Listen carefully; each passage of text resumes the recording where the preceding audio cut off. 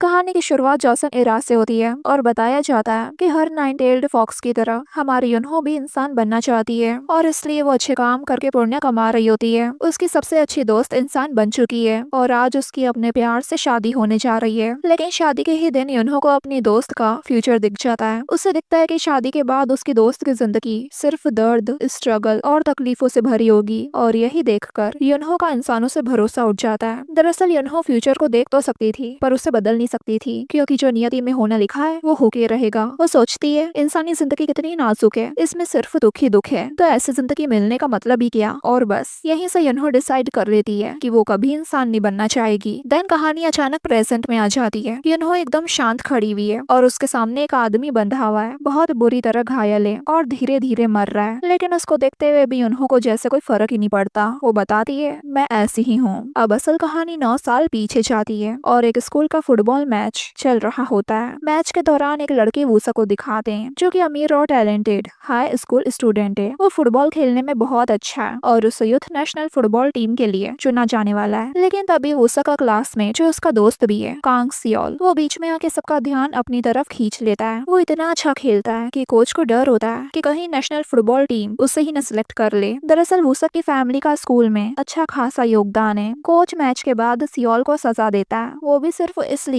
क्योंकि उसने वूसक के मौके बिगाड़ दिए। दिखाया जाता है कि सियोल बहुत गरीब है और वो अपनी बीमार दादी के साथ रहता है। उसने अपनी दादी से भी झूठ बोला होता है कि उसे स्कूल से फुल स्कॉलरशिप मिली हुई है तो वो उसके पढ़ाई की खर्च की टेंशन ना करे। वैसे असल में वो खाना डिलीवरी की पार्ट टाइम जॉब करके अपना खर्च चलाता है और ये बात कोई नहीं जानता। जब इसी दौरान वो अचानक वूसक से मिलता है तो वूसक भी ये सच जान के हैरान रह जाता है कि वो अपना खर्च खुद उठाता है। दूसरी तरफ दिखाते हैं कि उन्हों की जिंदगी भी बदल चुकी होती है और अब वो अमीर लोगों की विशेष पूरी करती है, लेकिन भारी कीमत लेकर। और इस बार उसका नया टारगेट है किमस्यम कंस्ट्रक्शन का करप्ट सीईओ ली यून। ये आदमी इतना बहरहम है कि सिर्फ कार में रेडियो बंद करने पर अपने ड्राइवर को पीट देता है और नौकरी से निकाल देता है क्योंकि उसने बस अपनी मर्जी से रेडियो बंद करा था इसलिए। और अब रीडेवलपमेंट प्रोजेक्ट हासिल करने के लिए सीईओ ली जहाँ रिश्वत का प्लान बना ही रहा होता है कि वही उन्होंने पहले ही उससे पैसे ऐंठ लेती है और अपने मैजिक से वोट उसके फेवर में सेट कर देती है और उसी पल वो उसे अपना नया क्लाइंट बना लेती है। लेकिन यन्हो के विशेष पूरे करने के कुछ सख्त नियम है। पहला, वो सिर्फ वही विश पूरी करेगी जो उसे पसंद है। दूसरा, वो कोई बहुत अच्छा काम नहीं करेगी वरना इंसान बन जाएगी। और तीसरा, वो कोई बहुत बुरा काम भी नहीं करेगी वरना उसकी ताकत छिन सकती है। इसके बाद यन्हो अगले दिन शॉपिंग करने आती है। तभी उसकी नजर एक लड़की पर जाती है जिसका स्टाइल उसे अच्छा लगता है, इसलिए वो उसके पास आकर कहती है आज के दिन तुम मेरी शॉपिंग पार्टनर बनोगी। और बस एक मैजिक करते ही वो लड़की मजबूर होकर उसके साथ चलने के लिए मान जाती है। अब शॉपिंग करते करते यन्हो अपनी जाति के बारे में गुस्से से बताती है कि अब उसकी तरह की सिर्फ वही अकेली बची है। फिर वो अपनी और बातें शेयर करती है कि कैसे सदियों तक उसने अपनी ताकतों का इस्तेमाल किया, इंसानों को मैनिपुलेट किया और वो भी सिर्फ अपने एंटरटेनमेंट के लिए। तो ये सुनकर वो लड़की उसे ताना मार देती है कि वो ये सब करके भी अपनी जिंदगी में कुछ हासिल नहीं कर पाई और यही सुनकर युनहो को बुरा लग जाता है। वैसे जिस मॉल के रेस्टोरेंट में ये दोनों बैठे होते हैं उसी मॉल के एक शॉप में वो शख्स सियोल को लेकर आया होता है ताकि वो उससे फुटबॉल मैच के लिए न्यू शूज खरीद कर दे सके। तो सियोल ये देखकर नाराज हो जाता है और कहता है मैं कोई भिखारी नहीं हूँ और गुस्से में वहाँ से चले जाता है। लेकिन बाहर निकलते ही उसकी टक्कर युनहो से हो जाती है और उसके सुपर स्ट्रेंथ की वजह से वो थोड़ा दूर जाके गिरता है और बेचारे को चोट लग जाती है। तो युनहो कहती है इंसान भी ना कितने कमजोर होते हैं। खैर फिर वो उससे पूछती है कि हड्डी वगैरह तो नहीं टूटी ना, तो वो कहता है नहीं और युनहो की चिंता करते हुए कहता है तुम ठीक तो हो ना, शायद हम दोनों को ज्यादा ही जोर से टकराया। तो युनहो कहती है पढ़ाई वगैरह करने की जगह तुम्हें एक्सरसाइज करनी चाहिए, कितने कमजोर हो तुम। तो ये सुनकर भी वो बेचारा कुछ नहीं कहता और उससे माफी मांगकर अपने दोस्त के साथ वहाँ से चले जाता है। फिर भी युनहो अपने घमंडी अंदाज में वहीं खड़ी रहती है। तभी अचानक उसे उन दोनों लड़कों का फ्यूचर दिखता है। तो वो एक लड़की की तरफ इशारा करके कहती है कि वो वाला लड़का बहुत फेमस और अमीर बनेगा, लेकिन एग्जैक्ट बताया नहीं जाता कि उसने किसके बारे में ऐसा बोला। खैर वो सोचती है कि क्यों ना मैं इसे अपना क्लाइंट बना लूं, अच्छा पैसा मिलेगा। फिर वो उस लड़की को अपने मैजिक से फ्री करके वहाँ से भेज देती है। पर तभी अचानक से वहाँ एक मिस्टीरियस सुपर नेचुरल आदमी आता है और उसे जानवर कहकर बुलाता है। तो वहीं बाहर वो शख्स सियोल से माफी मांगता है और कहता है मेरा इंटेंशन तुम्हें हर्ट करना या नीचा दिखाना नहीं था। तुमने जब मुझे कल अपने बारे में बताया तो मैं तुम्हारे लिए सॉरी फील कर रहा था, इसलिए बस तुम्हें शूज दिलाना चाहता था। अब सियोल समझ जाता है कि उसका कोई गलत इरादा नहीं था तो वो अपने दोस्त को माफ कर देता है और फिर ये दोनों फुटबॉल मैच खेलने मिलने चले जाते हैं। तो वहीं जिस आदमी ने युनहो को जानवर कहा था वो होते हैं लॉर्ड पागुन। दरअसल वो हेवंस का मैसेज लेकर यहाँ पर आए थे। देखा जाए तो उनका मैसेज युनहो के लिए एक चेतावनी से कम नहीं होता। वो उससे कहते हैं तुम बहुत टाइम से नियमों में लूप होल्स ढूंढ कर खेल रही हो और अब तुम्हारा तराजू एक तरफ झुकने लगा है और जल्दी ही खेल खत्म होने वाला है। तुम्हें जल्दी ही फैसला लेना होगा, या तो इंसान बनना होगा या फिर पूरी तरह मिटा दी जाओगी। लेकिन युनहो उनकी इस चेतावनी पर हंसने लगती है और हल्के में ले लेती है और कहती है हेवन भी अब मुझे डराने लगा, देखती हूँ वो मेरा क्या ही उखाड़ लेगा। और फिर बिना पीछे देखे वहाँ से चली जाती है। तो वहीं दिखाते हैं कि वुसक और सियोल फुटबॉल खेलकर अपने बीच की सारी गलत फहमियां ठीक कर लेते हैं और उसी जगह से युनहो भी अपने घर जा रही होती है। तभी सियोल का मारा हुआ बॉल गलती से उसे लग जाता है। अब सियोल वुसक से कहता है तुम घर चले जाओ, मैं जाके बॉल ढूंढता हूँ। इसलिए अब वो घर चले जाता है और सियोल बॉल ढूंढने आ जाता है और फिर से उसकी एक बार मुलाकात युनहो से हो जाती है। युनहो तो गुस्से में उसकी बॉल को उसकी आंखों के सामने ही फोड़ देती है और इस चक्कर में उन दोनों की बहस हो जाती है। तो युनहो उसे नीचे दिखाने लगती है। तो सियोल भी गुस्से में कह देता है कि देख लेना, एक दिन मैं अपना बहुत बड़ा नाम बनाऊंगा। तो युनहो बहुत कोल्ड तरीके से कहती है कि फ्यूचर में फेमस तुम नहीं, तुम्हारा दोस्त होगा, और जो फ्यूचर में देखती हूँ वो कभी नहीं बदलता। तो वहीं दूसरी तरफ सीओ ली को दिखाते हैं। वही जो युनहो का अमीर क्लाइंट है वो बहुत ज्यादा ड्रंक होकर कार चला रहा होता है और घर जा रहा होता है। लेकिन तभी अचानक उससे नशे में वूसक रोड क्रॉस करता हुआ दिखता ही नहीं और वो उससे टक्कर मार देता है। और ये एक्सीडेंट इतना भयानक होता है कि आवाज सियोन के कानों तक आती है।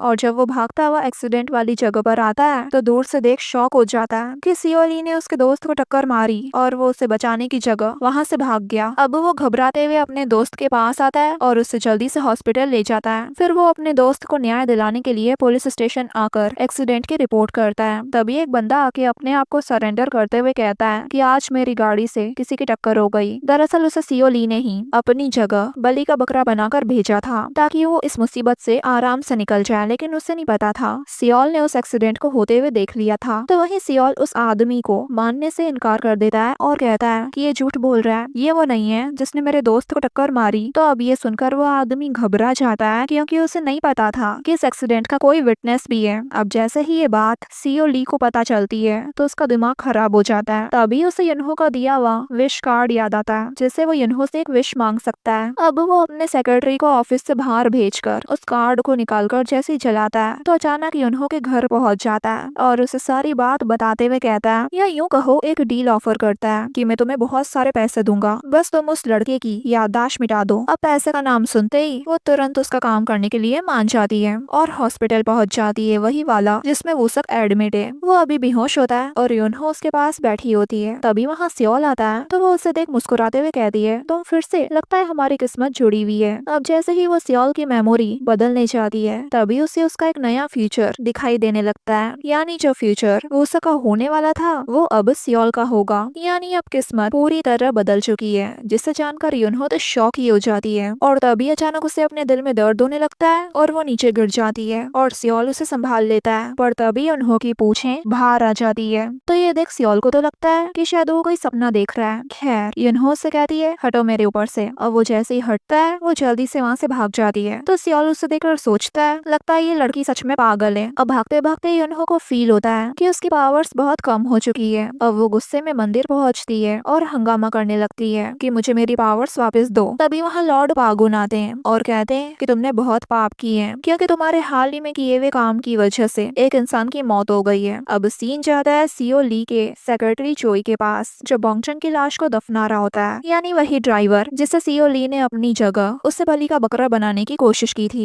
लेकिन सियोल के विटनेस होने की वजह से वो घबराकर पीछे हट गया और इसलिए ही गुस्से में आकर सीओ ली ने अपने ही ड्राइवर को मार डाला। यानी उन्होंने सीओ ली की मदद करके एक ऐसी चेन रिएक्शन शुरू कर दी थी जिसका नतीजा निकला कि उस ड्राइवर की मौत हो गई। अब प्रेजेंट में युनहो सोचती है कि अगर मैं एक सच्ची और अच्छी विश पूरी कर दूं तो शायद मैं अपने पाप का प्रायश्चित कर सकती हूँ। इसलिए वो सीधा पहुँचती है सियोन के पास, पर वो तो उसकी बात सुनने को रेडी ही नहीं होता क्योंकि उसके घर पहुँचने की आखिरी बस भी उससे छूट चुकी थी। इसलिए वो परेशान होता है। तो अब युनहो डायरेक्ट उसका हाथ पकड़ती है और टेलीपोर्ट करके उसे उसके घर तक पहुंचा देती है। तो वहीं सियोल उसकी पावर्स को देख हैरान ही हो जाता है और जो जोश में उसका हाथ पकड़ के कहता है तुम ये सब कैसे कर पा रही हो। एक पल के लिए तो युनहो के दिल में कुछ कुछ होने लगता है क्योंकि उसे सियोल पसंद आने लगा है, पर फिर वो अपने आप को होश में लाके सीरियस होकर कहती है एक विश मांगो, क्योंकि मैं बिना इंसानों की मर्जी के उनके मामलों में दखल नहीं दे सकती। जिसने तुम्हारे दोस्त को टक्कर मारी उसे पकड़ना है ना, तो चलो विश करो, लेकिन अपने दोस्त को न्याय दिलवाने के लिए। इसलिए अब सियोल के विश मांगते ही उस एरिया की सीसीटीवी फुटेज भी वापस आ जाती है जहाँ वूसा का एक्सीडेंट हुआ था। उसमें साफ साफ दिखता है कि सियोली ने वूसा को टक्कर मारी और गाड़ी से भाग गया। फिर पुलिस को उस ड्राइवर की बॉडी भी मिल जाती है जो सियोली के सेक्रेटरी ने दफनाई थी। अब युनहो अचानक उसके सामने आती है और उससे अपना क्लाइंट मानने से मना कर देती है और उसके ऊपर एक मैजिक करती है जिससे वो मीडिया के सामने न चाहते हुए भी अपने सारे गुनाह कबूल कर लेता है और फिर बस होती है उसे जेल। अब जैसे ही वूसा को न्याय मिलता है युनहो को भी अपनी कुछ स्पिरिचुअल पावर्स वापस मिल जाती है और उसका स्केल बैलेंस हो जाता है। अब इसी खुशी में युनहो सियोल को एक सूटकेस गिफ्ट में देने आती है और इशारे इशारे से कहती है तुम बहुत जल्दी अब्रॉड जाने वाले हो। अब दोनों के बीच थोड़ा हंसी मजाक चलता रहता है। फिर युनहो कहती है तुम कुछ सालों में इतने अमीर बन जाओगे कि एक दिन मेरे क्लाइंट बनोगे। तो सियोल मुस्कुराते हुए पूछता है वैसे तुम्हारा नाम क्या है। तो इस पर एक बार फिर युनहो का दिल धक धक करने लगता है, बट वो बिना जवाब दिए गायब हो जाती है। तभी वहाँ साउथ कोरियन सॉकर एसोसिएशन की टीम लीडर आकर सियोल को बताती है कि तुम्हें वूसा की जगह यूथ नेशनल टीम का स्ट्राइकर बना दिया है, इसलिए कुछ ही दिनों में तुम्हें रेडी रहना होगा हमारे साथ अब्रॉड चलने के लिए। ये तुम्हारे लिए बहुत बड़ा मौका है, हाथ से जाने मत देना। अब ट्रेनिंग पर जाने से पहले वो वूसक से मिलने आता है। दिखाया जाता है कि अब वो धीरे धीरे रिकवर हो रहा है और वो सियोल से कहता है देखना मैं 6 महीने में पूरा ठीक हो जाऊंगा और फिर सॉकर टीम वापस ज्वाइन करूंगा। देन दोनों कहते हैं कि वो एक दिन फिर साथ खेलेंगे। अब सियोल अब्रॉड चले जाता है ट्रेनिंग के लिए और यहीं से कहानी 9 साल आगे बढ़ जाती है। दिखाया जाता है कि उन्होंने विश ग्रांटिंग वाले बिजनेस से ब्रेक लिया हुआ है, लेकिन इसका नुकसान ये होता है कि उसके पास पैसे खत्म होते जा रहे हैं। तो वही सियोल अब एक ब्रिटिश टीम थॉमस के लिए खेलता है। वो बहुत स्ट्रिक्ट कैप्टन बन चुका है, न सेलिब्रेशन न मस्ती, डाइट तक खुद डिसाइड करता है और उसके ऐसी बिहेवियर की वजह से उसकी टीम उसे बिल्कुल पसंद नहीं करती, बल्कि वो लोग तो ये चाहते हैं कि ये जल्दी यहाँ से निकले तो इनकी जान छूटे। लेकिन इसका उल्टा ही हो जाता है, बल्कि क्लब उसे 5 साल का नया कॉन्ट्रैक्ट दे देता है। वैसे वो लेगियो के सबसे बड़े महंगे और टॉप स्कोरर खिलाड़ियों में से एक बन चुका है। तो वही देखा जाए किस्मत पलटने से उसके करियर में बस फेलियर ही फेलियर होता है। वो लोकल डिवीजन से भी बाहर कर दिया जाता है। इवन ट्राईआउट्स में उसका अपना कोच तक कह देता है कि अब तुम इस लेवल के नहीं रहे, पर फिर भी उसके डैड उसे हिम्मत देते हैं, लेकिन उन्हें नहीं पता था कि अब वूसक अंदर से पूरी तरह टूट चुका है। दूसरी तरफ सियोल के एड्स, होर्डिंग्स, ब्रांड डील्स पूरे साउथ कोरिया में छाए हुए हैं। ये देख उन्होंने खुश होते हुए कहती है अब तो ये मेरे क्लाइंट बनने लायक अमीर हो गया है, इसलिए वो उससे मिलने एयरपोर्ट पर आ जाती है। लेकिन सियोल उसे पहचानता तक नहीं और कहता है ओह तुम मेरी फैन हो, बोलो कहाँ दूं ऑटोग्राफ। तभी युनहो को किसी का धक्का लग जाता है तो वो पीछे मुड़ के देखती है और युनहो से उसके पीछे ऑटोग्राफ देकर वहाँ से निकल लेता है, जिससे तो युनहो को लगता है कि वो उसकी इंसल्ट करके गया। अब गुस्से में युनहो मैजिक से उसका सूटकेस खोल देती है, वही वाला जो उसने 9 साल पहले उसे गिफ्ट किया था। उसमें से उसकी ही लिखी हुई बुक बाहर आ जाती है। तो युनहो उस पे सियोल की शक्ल बने हुए देख बिगाड़ कर अपनी इंसल्ट का बदला लेके फिर वहाँ अपना विश कार्ड छोड़ वहाँ से चली जाती है। खैर वैसे सियोल साउथ कोरिया आया हुआ था, इसलिए वो वूसक से मिलने की कोशिश करता है, लेकिन वूसक उसे अवॉइड करता है और अब वो रात में डिलीवरी बॉय का काम करता है। तो वहीं युनहो अपने शौक बदलती रहती है। एक बार तो वो एक के पॉप ग्रुप बना देती है, लेकिन फिर बोर होकर उन्हें भी छोड़ देती है। दरअसल वो ये टाइम पास इसलिए कर रही थी कि कब सियोल उससे बुलाकर विश मांगे और वो उससे बहुत सारे पैसे ऐड सके। अब सियोल उससे बुला ही नहीं रहा होता, इसलिए वो चिढ़कर कहती है सियोल ने अभी तक कॉल क्यों नहीं किया, मुझे मेंशन खरीदना है। अब फ्रस्ट्रेट हो के वो सीधा सियोल के घर ही पहुंच जाती है। जब वो आइस बाथ ले रहा होता है, बेचारा उसे अचानक अपने सामने दे वो तो डर ही जाता है, लेकिन वो उसे अभी तक याद नहीं आती है। फिर युनहो उसे थोड़ा बहुत हिंट देती है, तब जाके सियोल को याद आता है कि ओह तुम तो वही हो ना। तो वही युनहो उसे एटीट्यूड में कहती है मैं तुम्हें अपना क्लाइंट बना रही हूँ और ये बहुत बड़ा एहसान है तुम पर। लेकिन सियोल तो मना कर देता है कि मुझे कोई विश नहीं चाहिए, मेरे पास सब कुछ है। फिर भी युनहो उसके पास अपना विश कार्ड छोड़ देती है और कहती है कि तुम्हें इसकी जरूरत जल्दी ही पड़ने वाली है और वहाँ से गायब हो जाती है। अब युनहो के जाने के बाद वूसक वहाँ खाना डिलीवर करने आता है। वैसे उसे नहीं पता था कि ये सियोल का घर है, इसलिए दोनों की मुलाकात काफी ऑकवर्ड होती है। फिर सियोल अपने दोस्त की लाइफ के बारे में जानकर हैरान हो जाता है, क्योंकि उसे ये तक तक नहीं पता था कि उसे सॉकर छोड़ना पड़ा और रहने के लिए अब वो डिलीवरी बॉय का काम करता है। सियोल उससे पूछता है कि तुमने मुझसे मदद क्यों नहीं मांगी, मुझे क्यों तुम्हारे बारे में नहीं बताया। तो वूसा कहता है ये बहुत एम्बेरसिंग होता और तुम्हें बताने से बदल भी क्या जाता। तभी उसे यनहो का विश कार्ड दिखता है और वो पूछता है ये क्या है। तो सियोल कहता है क्या तुम कोई विश मांगना चाहते हो। और उसी पल सियोल की एजेंट यांसु को कोई शॉकिंग खबर मिलती है। अब अगली सुबह दिखाते हैं कि वो सब अमीर और फेमस बनकर उठता है, तो वहीं सियोल गरीब और एवरेज लोकल प्लेयर बन जाता है। दोनों को ही समझ नहीं आता ये क्या हो रहा है। तभी यनहो सियोल के सामने आकर मुस्कुराते हुए कहती है मैंने वूसा की विश पूरी कर दी, क्योंकि विश पूरी कैसे करनी है वो मैं डिसाइड करती हूँ। वापस वही सीन दिखाते हैं जब सियोल आगे होके वूसा को अपनी हेल्प ऑफर करता है, लेकिन वो उसकी मदद लेने से मना कर देता है और साफ साफ कहता है ये मेरी जिंदगी है, मैं संभाल लूंगा, और वहाँ से चुपचाप चले जाता है। तो वहीं दूसरी तरफ एक और मुसीबत खड़ी हो जाती है। थॉमस एफसी को अकाउंटिंग फ्रॉड की वजह से चैंपियनशिप से बाहर कर दिया जाता है। वही टीम जिसका अभी सियोल कैप्टन है। दरअसल क्लब चाहता है कि सियोल सेकंड डिवीजन में ही खेले और वो लोग उसे ट्रांसफर होने ही नहीं दे रहे होते।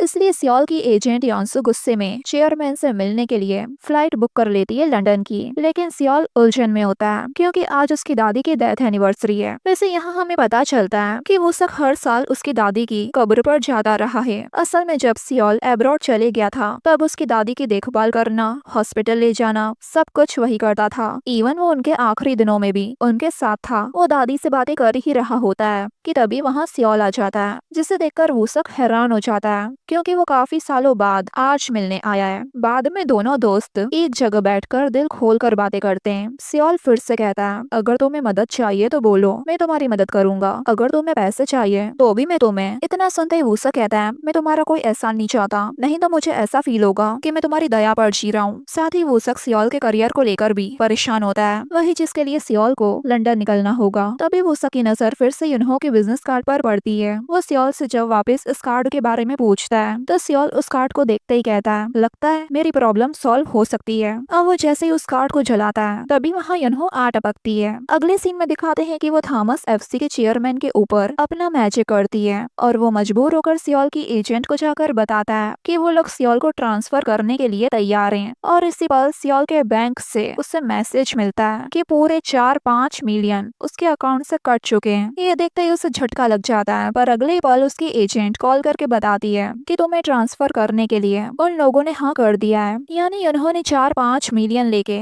सियोल की प्रॉब्लम सॉल्व कर दी थी। अब ये देख वो सब हैरान ही हो जाता है और सियोल से एक फेवर मांगता है कि उसे भी एक विश करनी है। वैसे सियोल ने वूसक को युनहो की पहचान के बारे में पहले ही बता दिया था और अब ये दोनों युनहो के सामने बैठे होते हैं और वूसक चाहता है कि वो भी नेशनल टीम के लिए सॉकर खेले और उसकी जिंदगी भी बदल जाए। लेकिन युनहो कहती है तुम ये अफोर्ड नहीं कर सकते। तो सियोल कहता है कि वो वूसक की तरफ से विश कर देगा, पर युनहो कहती है अगर मैंने ऐसा किया तो वो गुड डीड यानी अच्छा कर्म हो जाएगा और मैं इंसान बन जाऊंगी, इसलिए मैं अच्छे कर्म नहीं करती, चाहे वो छोटा सा भी क्यों न हो। अब ये सुनकर ही सियोल घमंड में उसकी पावर्स का मजाक उड़ाने लगता है। तो युनहो को गुस्सा आ जाता है और अब वो उसे चेतावनी देती है कि ठीक है मैं तुम्हारी विश जरूर पूरी करूंगी, लेकिन अपने तरीके से। तो सियोल भी लापरवाही में कह देता है कि जो करना है वो करो और लंदन के लिए रवाना हो जाता है। और अब युनहो चलती है अपनी असली चाल। वो वूसक और सियोल दोनों की जिंदगियां आपस में बदल देती है और जो एक्सीडेंट पहले वूसक के साथ हुआ था अब उसकी जगह सियोल होता है। वैसे वूसक होश में आते ही तुरंत समझ जाता है कि उन्होंने उसकी विश पूरी कर दी और वो बहुत खुश होता है कि अब वो सक्सेसफुल है और सब कुछ उसका है। तो वहीं सियोल को तो कुछ समझ ही नहीं आता कि भाई ये हो क्या रहा है और युनहो भी उसे सब बताने से मना कर देती है और वहाँ से गायब हो जाती है। तभी उसके घर पर 4 मामूली फुटबॉल खिलाड़ी आते हैं और सियोल को उठाकर या यूं कहो घसीटते हुए कोच के पास ले जाते हैं कि वो चलकर उनसे माफी मांगे ताकि कोच उसे टीम से न निकाल दें। बाद में पता चलता है कि इस दुनिया वाला सियोल कोच से लड़ चुका था। इवन उसने कोच की एक आंख काली भी कर दी थी और कोच ने उसे टीम से भी निकाल दिया था। लेकिन सियोल को अभी भी कुछ समझ नहीं आता और वो अपनी अकड़ में कह रहा होता है कि मुझे लंदन ले चलो, मुझे मेरा ट्रांसफर फाइनलाइज करना है। तो सबको लगने लगता है कि कहीं इसके दिमाग पर कोई गहरी चोट तो नहीं लग गई। अब यहीं से सीन कट होकर युनहो के पुराने क्लाइंट चेयरमैन किम पर जाता है। वो युनहो को बताते हैं कि हमारे म्यूजियम से एक खास डैगर चोरी हो गया है, वही वाला जो तुम म्यूजियम आकर घंटों उस डैगर को देखा करती थी। मुझे लगा वो तुम्हारे लिए खास है, इसलिए सोचा बता दूं। फ्लैशबैक से पता चलता है कि वो डैगर युनहो ने अपनी दोस्त ग्युमहो के लिए बनवाया था जब उसकी फैमिली को ट्रेटर यानी गद्दार बताकर राजा ने मरवाने का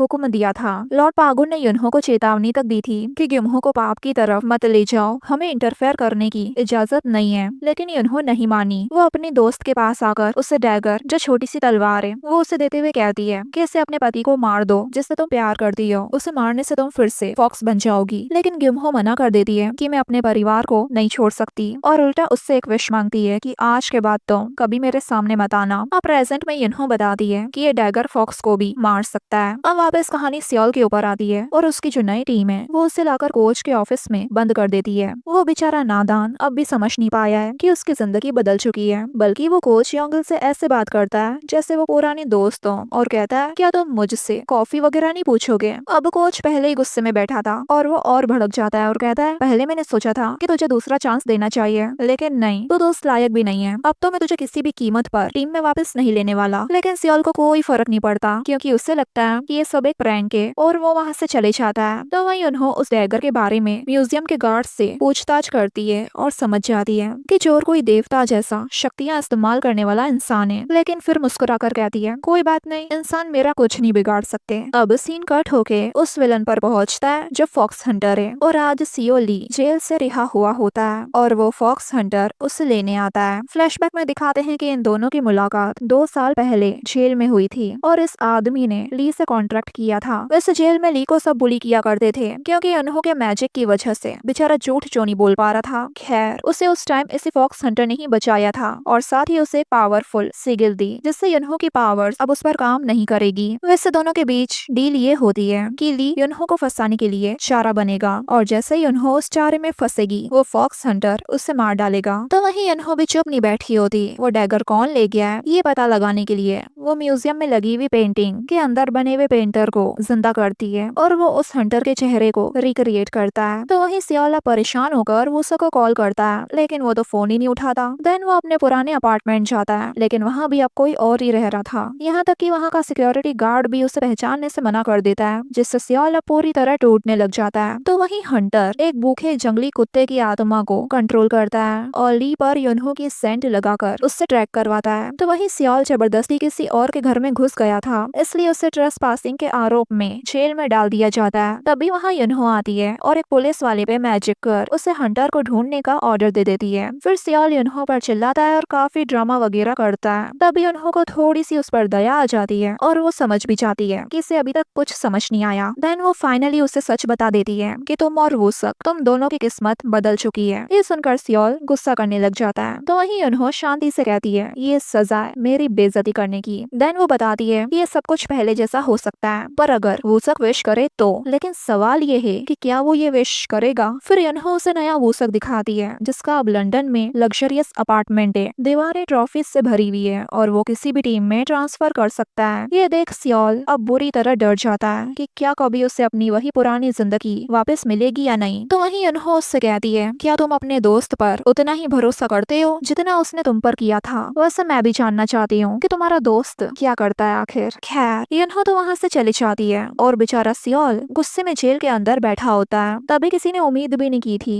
कि कोच योंगिल उसकी बेल करवाएगा। अब कोच उसे समझाने की कोशिश करता है और बोलता है कि अगर तुम चाहो तो अपनी टीम को 3rd डिवीजन तक भी ले जा सकते हो। लेकिन सियोल अभी भी गुस्से में ही होता है और अपने घमंड में कहता है कि मैं कोई 4th डिवीजन में खेलने के लिए पैदा नहीं हुआ हूँ, और सीधा मना करके वहाँ से चली जाता है और रोते हुए कहता है कि मैं ऐसे नहीं जी सकता। अब फाइनली वूसक सियोल को फोन करता है और उसे थैंक्स कहता है उसकी किस्मत बदलने के लिए, क्योंकि उसे लगता है कि दोनों अब अपनी अपनी लाइफ एंजॉय कर रहे होंगे। तब सियोल उससे बताता है कि अरे भाई, हमारी किस्मत ही नहीं बल्कि जिंदगियां भी एक दूसरे से बदल चुकी है। जिसे सुनकर तो वूसक के होश ही उड़ जाते हैं और वह हैरान होते हुए पूछता है कि अब क्या होगा। तो सियोल बताता है कि तुम्हारे पास युनहो का विश कार्ड होगा, बस तुम्हें उसे बुलाकर वापस से पहले जैसा करने की विश करनी है। तभी वूसक के डैड उसे बुलाने आ जाते हैं। तो वूसक सोचता है कि अमीर और सक्सेसफुल होने की वजह से उसके डैड कितने खुश हैं, इसलिए वो हिचकिचाते हुए सियोल से कहता है प्लीज मुझे 1 महीने का टाइम दे दो, मैं पक्का सब कुछ पहले जैसा कर दूंगा। ये सुनकर सियोल को गुस्सा आ जाता है कि नहीं, अभी के अभी सब पहले जैसा करो। लेकिन वूसक बिना सुने फोन कट कर देता है। तो सियोल रोने लग जाता है कि वूसक अपनी नई जिंदगी छोड़ना ही नहीं चाहता। अब वो खुद ही लंदन जाने का प्लान करता है, लेकिन पता चलता है कि उसका पासपोर्ट एक्सपायर हो चुका है। बेचारे की किस्मत ही खराब है। तभी अचानक युनहो उससे मिलने आती है, ये देखने के लिए कि वो सबक सीखा कि नहीं, और सच्ची में अब सियोल को अपनी गलती का पछतावा होता है और वो युनहो से शांति से माफी मांग लेता है। तो उसकी सॉरी सुनकर युनहो कहती है, लगता है तुमने अपना सबक सीख लिया, और बताती है कि कल जब तुम उठोगे मैं सब कुछ ठीक कर दूंगी और तुम वापस अपनी पुरानी जिंदगी में लौट आओगे, ठीक है। ये सुनकर सियोल बहुत खुश हो जाता है। देन युनहो जाते वक्त उससे वार्निंग देती है कि अब कभी किसी पर भरोसा मत करना। तो वहीं सियोल भी डिसाइड करता है कि अब मैं कभी किस्मत को बदलने वाली विश नहीं मांगूंगा। एक मिनट, वो क्या? मैं कोई भी विश नहीं मांगूंगा, चाहे मेरी जान पर ही क्यों न बन जाए। अब जैसे ही घर जाने के लिए वो एक टैक्सी में बैठता है तो पता चलता है कि वो टैक्सी तो उस फॉक्स हंटर डो चियोल की होती है और वो सियोल को किडनैप कर लेता है और एक खाली कंस्ट्रक्शन साइट जहाँ उसने अपना अड्डा बनाया होता है वहाँ लाकर सियोल को बांध देता है। दरअसल डो चियोल चाहता है कि सियोल युनहो को बुलाए, पर सियोल कहता है मेरे पास उसका विश कार्ड नहीं है तो मैं उसे कैसे बुलाऊं, आखिर तुम्हें ऐसी कौन सी विश मांगनी है उससे। तो डो चियोल कहता है झूठ मत बोलो, मुझे पता है तुम युनहो को बुला सकते हो। अब जब सियोल को लगता है कि वो नहीं मानने वाला तो वो उसे कहता है कि मैं सच में नहीं बुला सकता, लेकिन मैं किसी को जानता हूँ वो बुला सकता है। अब डो चियोल उसे एक मौका दे देता है और सियोल फौरन अपने दोस्त वूसा को कॉल लगाता है। तभी सियोल को ली और डो चियोल की बातों से पता चलता है कि वो युनहो को यहाँ बुला के मारने वाले। तो वो वूसा को कॉल नहीं करता और उन्हें भी मना कर देता है कि मैं युनहो को यहाँ नहीं बुलाऊंगा। तो इस पर वो लोग सियोल के सर पर डंडा मारकर उसे बेहोश कर देते हैं और जैसे ही वो बेहोश होता है यहाँ युनहो की पावर्स कम होने लग जाती है, इसलिए वो जल्दी से सियोल के पास पहुंचती है, लेकिन वहाँ आकर फॉक्स हंटर के बिछाए जाल में फंस जाती है। अब युनहो उन दोनों के सामने एक्टिंग करने लगती है जैसे वो बहुत कमजोर हो और डो चियोल भी उसके झांसे में आ जाता है और युनहो को रस्सी से बांधकर उसे साजन रिचुअल ब्लेड वाली तलवार से मार देता है, वही जो उसने म्यूजियम से चुराई थी। पर तब पता चलता है कि वो तो युनहो थी ही नहीं बल्कि उसकी फेक बॉडी थी। अब असली युनहो वहाँ पर आती है और अपनी शक्तियों से दोनों को उठाकर दूर फेंक देती है। वैसे बाद में पता चलता है कि डो चियोल युनहो को इसलिए मारना चाहता था क्योंकि उसे उसका फॉक्स बीड चाहिए था। डो चियोल उससे पूछता है अब तुम मेरे साथ क्या करोगी? तो युनहो कहती है डोंट वरी, मैं तुम्हें मारूंगी नहीं, वैसे भी तुम जल्दी ही दर्दनाक मौत मरोगे। फिर वो ली को भी सजा देने का वादा करती है और दोनों को एक दूर गांव में भेज देती है और फिर वो सियोल को हील करते हुए कहती है वैसे मुझे तुम्हारी जिंदगी की परवाह नहीं है, पर अगर अभी तुम मरे तो भगवान मुझे सजा देंगे। दरअसल युनहो की वजह से सियोल की किस्मत बदली हुई है और अगर अभी वो मर जाता है तो युनहो की सारी शक्तियाँ छिन जाती। वैसे सियोल उसे देखते ही पूछता है तुम ठीक तो हो ना, और उन दोनों का क्या हुआ, कहीं तुमने उन्हें मार तो नहीं डाला? तो युनहो कहती है लगता है तुम भूल गए हो, मैं किसी को जान से नहीं मार सकती हूँ। फिर वो सरप्राइजिंगली उसे सॉरी भी बोलती है कि तुम मेरी वजह से इस मुसीबत में फंस गए। तो एक पल के लिए सियोल बस उसे देखता का देखता रह जाता है। तभी अचानक युनहो की सारी स्पिरिचुअल पावर्स उसकी बॉडी से बाहर आ जाती है और खत्म हो जाती है और वो अचानक बेहोश हो जाती है। तो सियोल उसे संभाल लेता है। तभी एक फ्लैशबैक में दिखाते हैं कि युनहो की दोस्त ग्युमहो अब बूढ़ी हो चुकी है और साथ ही एक माइजरेबल लाइफ जी चुकी होती है। उसे भूलने की बीमारी होती है और कोई फैमिली नहीं होती। युनहो उससे गुस्से में कहती है कि तुमने आखिर ऐसे जिंदगी क्यों चुनी, लेकिन ग्युमहो को तो वो अब याद ही नहीं थी। युनहो तब से कसम खाती है कि मैं कभी किसी इंसान से प्यार नहीं करूंगी, लेकिन जब ग्युमहो मर जाती है तो युनहो रो पड़ती है। अब दिखाते हैं प्रेजेंट में सियोल युनहो को उठाकर अपने घर ले आया था। युनहो जैसे ही उठती है तो पता चलता है कि अब वो इंसान बन चुकी है। बेचारे के लिए ये सदमा बर्दाश्त से भी बाहर था। खैर, पर उसे जल्दी ही समझ आ जाता है कि सियोल की जान बचाना एक अच्छा कर्म था, इसलिए अब वो सियोल पर गुस्सा करने लगती है कि ये सब तुम्हारी वजह से हुआ है। और थोड़ी देर तक तो इस बात पर ही दोनों की बहस चलती रहती है। फिर सियोल बस उससे एक ही चीज पूछता है कि मेरी किस्मत वो शख्स से कब बदलेगी? तुमने तो कहा था कि मैं जब सुबह उठूंगा तो अपनी पुरानी जिंदगी में लौट आऊंगा, लेकिन अब तो दोपहर होने को आई है। तो युनहो अपने सदमे में ही हंसते हुए कहती है क्या तुम मुझे अभी तक सुन भी रहे थे? तब सियोल को रियलाइज होता है कि जब तक युनहो को उसकी पावर्स वापस नहीं मिल जाती तब तक वो दोनों यूं ही फंसे रहेंगे। अब युनहो सियोल को लेके लॉर्ड पागुन से मिलने उनके टेम्पल आती है, लेकिन वो तो वहाँ होते ही नहीं क्योंकि उन्हें पता था युनहो वहाँ उन्हें ढूंढते हुए आएगी जरूर, इसलिए वो वहाँ से पहले ही चले गए। लेकिन उन्होंने युनहो के लिए एक रेसिडेंट कार्ड छोड़ा होता है और उसमें उसका इंसानी नाम किम ओक्सुन लिखा था। आखिर अब वो इंसान बन चुकी है तो उसे इस दुनिया में रहने के लिए एक न्यू आइडेंटिटी की जरूरत तो होगी ना, इसलिए अब ये देख गुस्से में आके युनहो उस मंदिर को आग लगाने जाती है। यहाँ तक कि सियोल भी उन्हों को रोक नहीं पाता और इसी वजह से वो अरेस्ट हो जाती है। तब उसे याद आता है कि साजिन ब्लेड गायब है, वही छोटी सी तलवार जो फॉक्स हंटर ने म्यूजियम से चुरा ली थी, और जब युनहो ने उसे कंस्ट्रक्शन साइट वाली जगह से गायब किया था तो तलवार वहीं रह गई थी।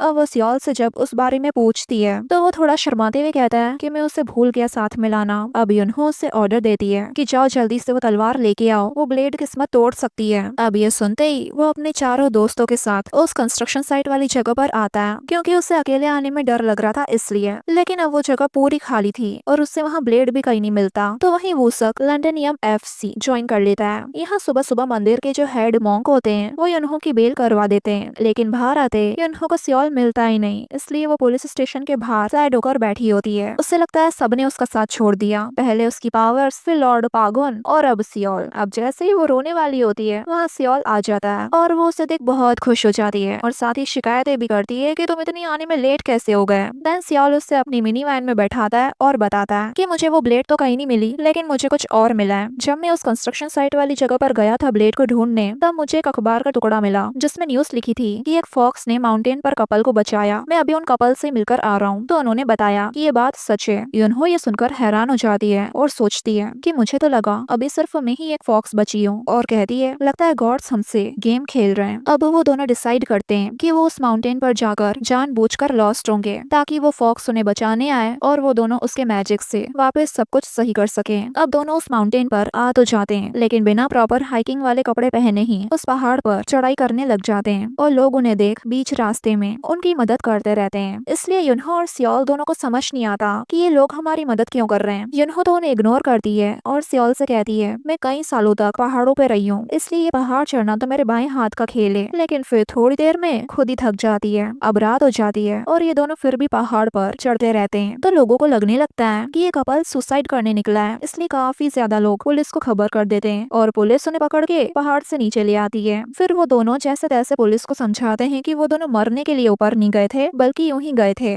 और कुछ बहाना बना लेते हैं, इसलिए पुलिस उन्हें छोड़ देती है। वैसे दोनों बेचारे बहुत भूखे थे और थक भी गए थे, इसलिए रेस्टोरेंट में कुछ खाने पीने के लिए चले आते हैं। लेकिन युनहो इतनी थकी हुई होती है कि वो चम्मच तक नहीं उठा पाती। ये देख सियोल को उस पर दया आ जाती है और वो खुद अपने हाथों से खाना खिलाने लगता है उसे, और ये दोनों के बीच का बहुत ही क्यूट मोमेंट होता है। देन जब सियोल रेस्टोरेंट से बिल पे करके बाहर आता है, तब तक तो युनहो सो चुकी होती है। ये देख सियोल पहले तो बड़े प्यार से उसे देखने लगता है और स्माइल करता है, पर फिर खुद को संभाल लेता है। तो वहीं इसी दौरान युनहो सपने में देखती है कि सियोल उसे साजिन ब्लेड यानी वही छोटी सी तलवार से उसे मार रहा है, और बस यही देख वो अचानक से अपनी नींद से उठ जाती है और सियोल की कॉलर पकड़ के अपने डैगर के बारे में पूछने लगती है। तो वो कहता है क्या बकवास कर रही हो तुम, मेरे पास वो डैगर कहाँ से आया, कहीं तुमने कोई सपना तो नहीं देखा है। तब युनहो को रियलाइज होता है कि वो इंसान बन चुकी है। वो सोचती है अब मैं 9-tailed फॉक्स नहीं हूँ, मेरी स्पिरिचुअल पावर्स और एबिलिटी सारी जा चुकी है, तो मैं सडनली फ्यूचर कैसे देख सकती हूँ। अब वो मानती है कि जो सपना उसने देखा वो हकीकत नहीं हो सकता,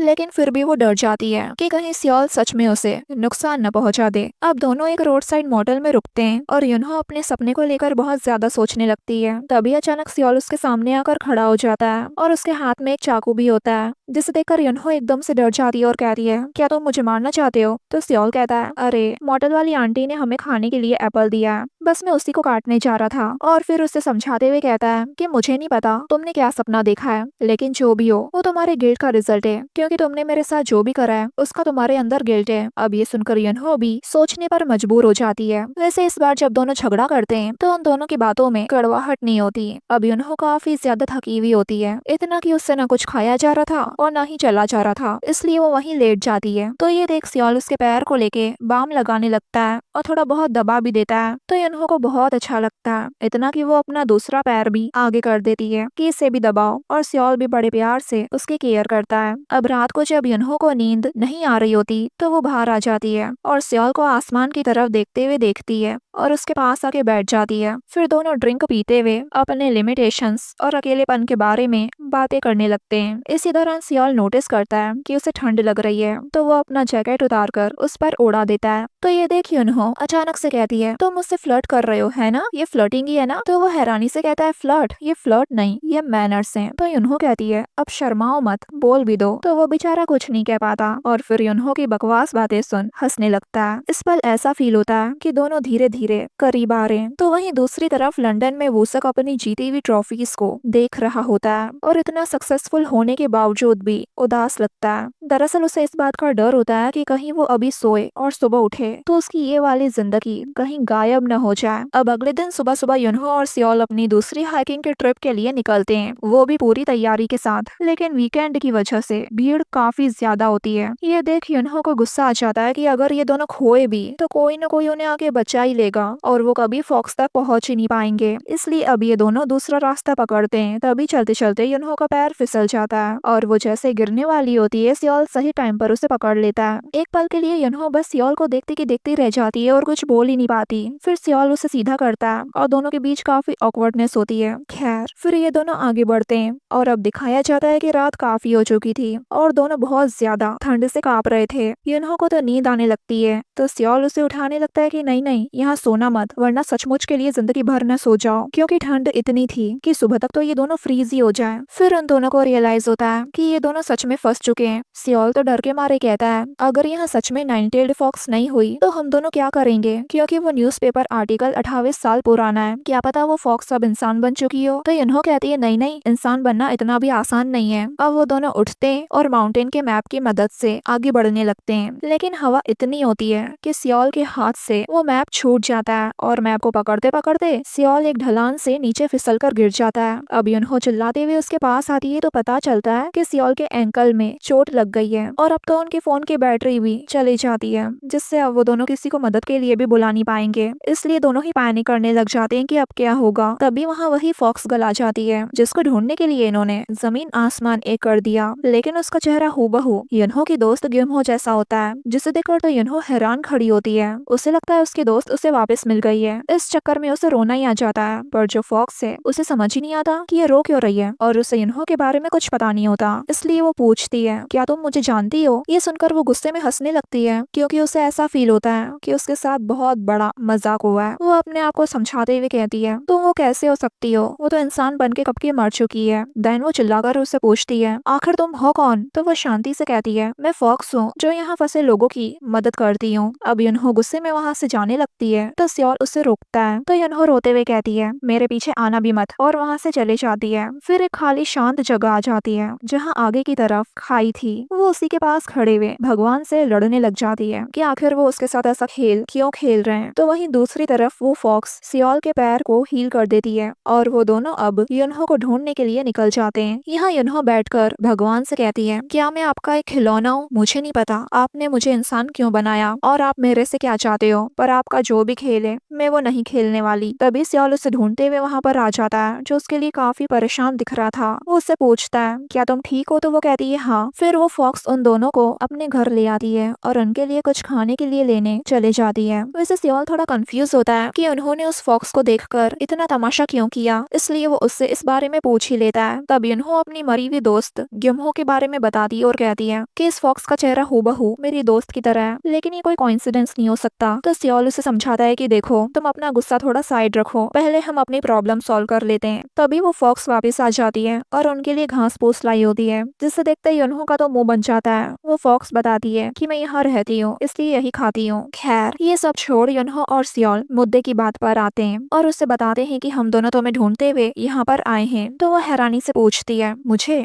पर क्यों। तो वो दोनों उसे अपनी सारी सिचुएशन समझाते हैं ताकि सियोल वापस अपनी पुरानी जिंदगी में लौट पाए, और वो फॉक्स उनकी मदद करने की पूरी कोशिश करती है। इसलिए लंदन में वूसा के घर पर चीजें गायब होने लग जाती है, जिससे वो पैनिक करने लग जाता है, पर फिर चीजें वापस आ जाती है। अब वूसा फौरन से सियोल को कॉल करता है, लेकिन ऑब्वियसली उसका फोन बंद आता है। तो वहीं वो फॉक्स पूरी तरह युनहो के मैजिक को रिवर्स नहीं कर पा रही थी, क्योंकि उसके पास किस्मत को बदलने की पावर ही नहीं होती। ये देख युनहो कहती है ये क्या, तुम कैसी 9-tailed फॉक्स हो जो तुमसे ये मैजिक तक नहीं हो रहा। तब जाके वो बताती है कि वो पिछले 500 सालों से 8-tailed फॉक्स है। तो वहीं सियोल रोते हुए उस फॉक्स से मिन्नतें करने लग जाता है कि प्लीज एक बार ट्राई करो ना, क्या पता मैजिक रिवर्स हो जाए। लेकिन इन सब का कोई मतलब नहीं होता है, क्योंकि उस फॉक्स के पास इतनी स्पिरिचुअल पावर होती ही नहीं है कि वो युनहो के मैजिक को टक्कर दे सके, और ऊपर से वो 9-tailed फॉक्स भी नहीं है। युनहो सियोल को बताती है कि जब कोई फॉक्स इंसान बनना चाहती है तो इनलाइटन स्टार्ट हो जाती है, है और वर्च्यू जमा करते करते उसके टेल्स बढ़ते हैं और जो 9th टेल होती है वो मिलते ही वो इंसान बन सकती है। तो वो फॉक्स उससे पूछती है तुम्हें इतना सब कुछ कैसे पता? तो यन्हो बताती है कि मैं भी इस प्रोसेस से गुजरी हूँ। वैसे मैं 9th टेल्ड फॉक्स थी और अनफॉर्चुनेटली हाल ही में इंसान बनी हूँ। अब ये सुनकर वो फॉक्स अचानक से खुश हो जाती है और बताती है मुझे माउंटेन गॉड ने कहा था एक दिन आप मेरे पास जरूर आओगी और इंसान बनने में मेरी मदद करोगी। आपको पता भी नहीं होगा कि मैं आपका 200 सालों से इंतजार कर रही हूँ। अब ये सुनकर युनहो को अपनी दोस्त की याद आ जाती है कि वो भी इसी फॉक्स की तरह इंसान बनना चाहती थी और फिर उसके बाद उसके साथ क्या हुआ ये याद आते ही वो उस फॉक्स को डांट देती है। अगले दिन दिखाते हैं कि ये दोनों उस फॉक्स के घर ही होते हैं और उन दोनों की बातों से पता चलता है कि रात को युनहो ने उस फॉक्स पर इतना चिल्लाया था कि वो सारी रात घर ही नहीं आई। वैसे यहाँ युनहो को लगता है कि हर कोई बस उसे मैनिपुलेट कर रहा है और यहाँ रुकने का अब कोई फायदा तो था नहीं, इसलिए ये दोनों यहाँ से चले जाते हैं। तो वहीं दूसरी तरफ ली अपने सेक्रेटरी को फॉक्सेस के बारे में रिसर्च करने को बोलता है। तो वो कहता है सर ये सारी चीजें रियल नहीं होती हैं। अब ली को समझ ही नहीं आता कि वो उसे इस बारे में कैसे समझाए। तभी उसे याद आता है कि हाल फिलहाल में उसने फॉक्स हंटर के साथ मिलकर जिस लड़के को पकड़ा था 9 साल पहले उसकी कार से उसी का तो एक्सीडेंट हुआ था। अब वो अपने सेक्रेटरी को ऑर्डर देता है कि एक काम करो 9 साल पहले जिस लड़के का मेरी कार से एक्सीडेंट हुआ था उसका बैकग्राउंड चेक करो और पता लगा कर बताओ कि वो कहाँ रहता है, किसके साथ रहता है और क्या करता है, सब कुछ। तो वही युनहो और सियोल जब अपनी वैन में जा रहे होते हैं तब वो युनहो से कहता है तुम्हें उस फॉक्स से इतनी रूडली बात नहीं करनी चाहिए थी। वो काफी हर्ट दिख रही थी क्योंकि कल रात को युनहो ने गुस्से में उससे ये कहा था कि वो उसकी इंसान बनने में बिल्कुल मदद नहीं करेगी और आज के बाद वो अपना ये चेहरा उसके सामने न ले आए तो ही अच्छा है। प्रेजेंट में युनहो उससे कहती है तुम्हें पता है ना हम कितनी बड़ी मुश्किल में फंसे हुए हैं और ऊपर से हम यहाँ आने के बाद भी खाली हाथ लौट रहे हैं। तो सियोल भी कहता है हाँ ये बात तो सही कही तुमने। फिर सियोल उसे उसके इंसानी नाम ऑक्सन से थोड़ा छुड़ाने लग जाता है जिससे वो थोड़ा गुस्सा हो जाती है। पर तभी उनके कार का फ्यूल खत्म हो जाता है और तब पता चलता है कि सियोल का वॉलेट भी कहीं खो चुका है और वहाँ का एरिया भी इतना सुनसान होता है कि उन्हें वहाँ लिफ्ट भी नहीं मिलती।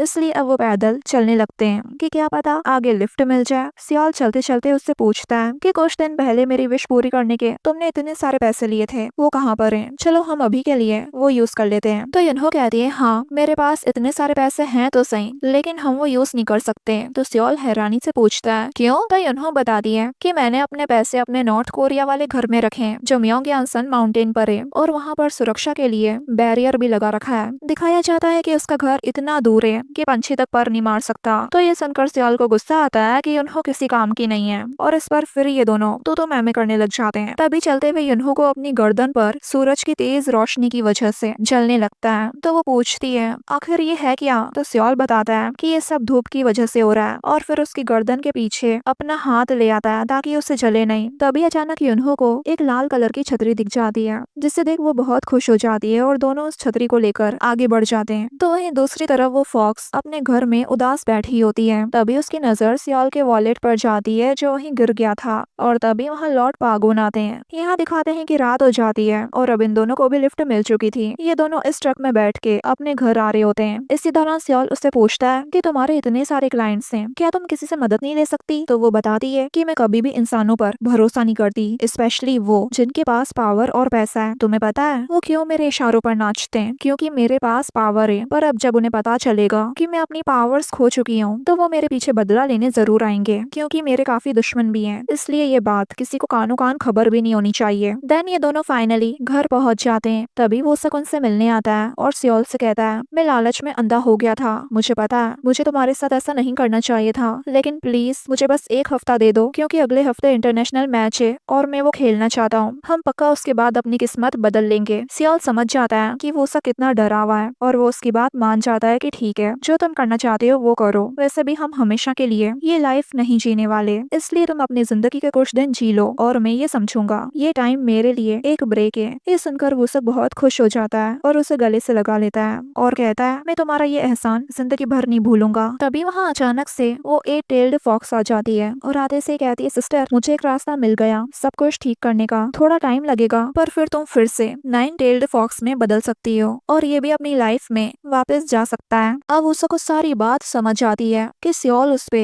इतना मेहरबान क्यों हो रहा है और वो गुस्से में सियोल से इस बात का जवाब मांगता है, जबकि युनहो को लगता है कि अब वूसा को सब सच पता चल ही गया है तो वो उन्हें उनके मकसद में कामयाब नहीं होने देगा। इस चक्कर में उन दोनों का झगड़ा होने लग जाता है, बल्कि वो शख्स सियोल से कहता है, तुमने मुझे सब कुछ पहले क्यों नहीं बताया? अगर पता होता तो मैं तुम्हारी मदद करता। उसे बुरा लगता है कि सियोल उससे बातें छुपा रहा है, पर युनहो को वूसक पर बिल्कुल भरोसा नहीं होता क्योंकि उसे लगता है वूसक सिर्फ अपने बारे में सोच रहा है। इसलिए वो उससे कहती है, तुम्हें तो खुशी हो रही होगी ना कि मेरी पावर्स चले गई और तुम अपनी सक्सेसफुल लाइफ जी रहे हो, लेकिन ज्यादा खुश होने की जरूरत नहीं है क्योंकि मेरी पावर्स आते ही मैं सब कुछ पहले जैसा कर दूंगी। फिर युनहो उस फॉक्स से कहती है कि इसकी यादें मिटा दो। वो तुरंत अपनी पावर्स से वूसक की यादें मिटा देती है और अगले ही पल वूसक अपनी कार में होता है, बिल्कुल कंफ्यूज्ड, और उससे बस इतना याद होता है कि वो अभी सियोल से मिलने जा रहा था। तभी उसे उसके डैड का कॉल आ जाता है और वो उसे डांटने लग जाते हैं क्योंकि वूसक अपने कोच को बिना बताए और अपनी ट्रेनिंग छोड़कर कोरिया आ गया था।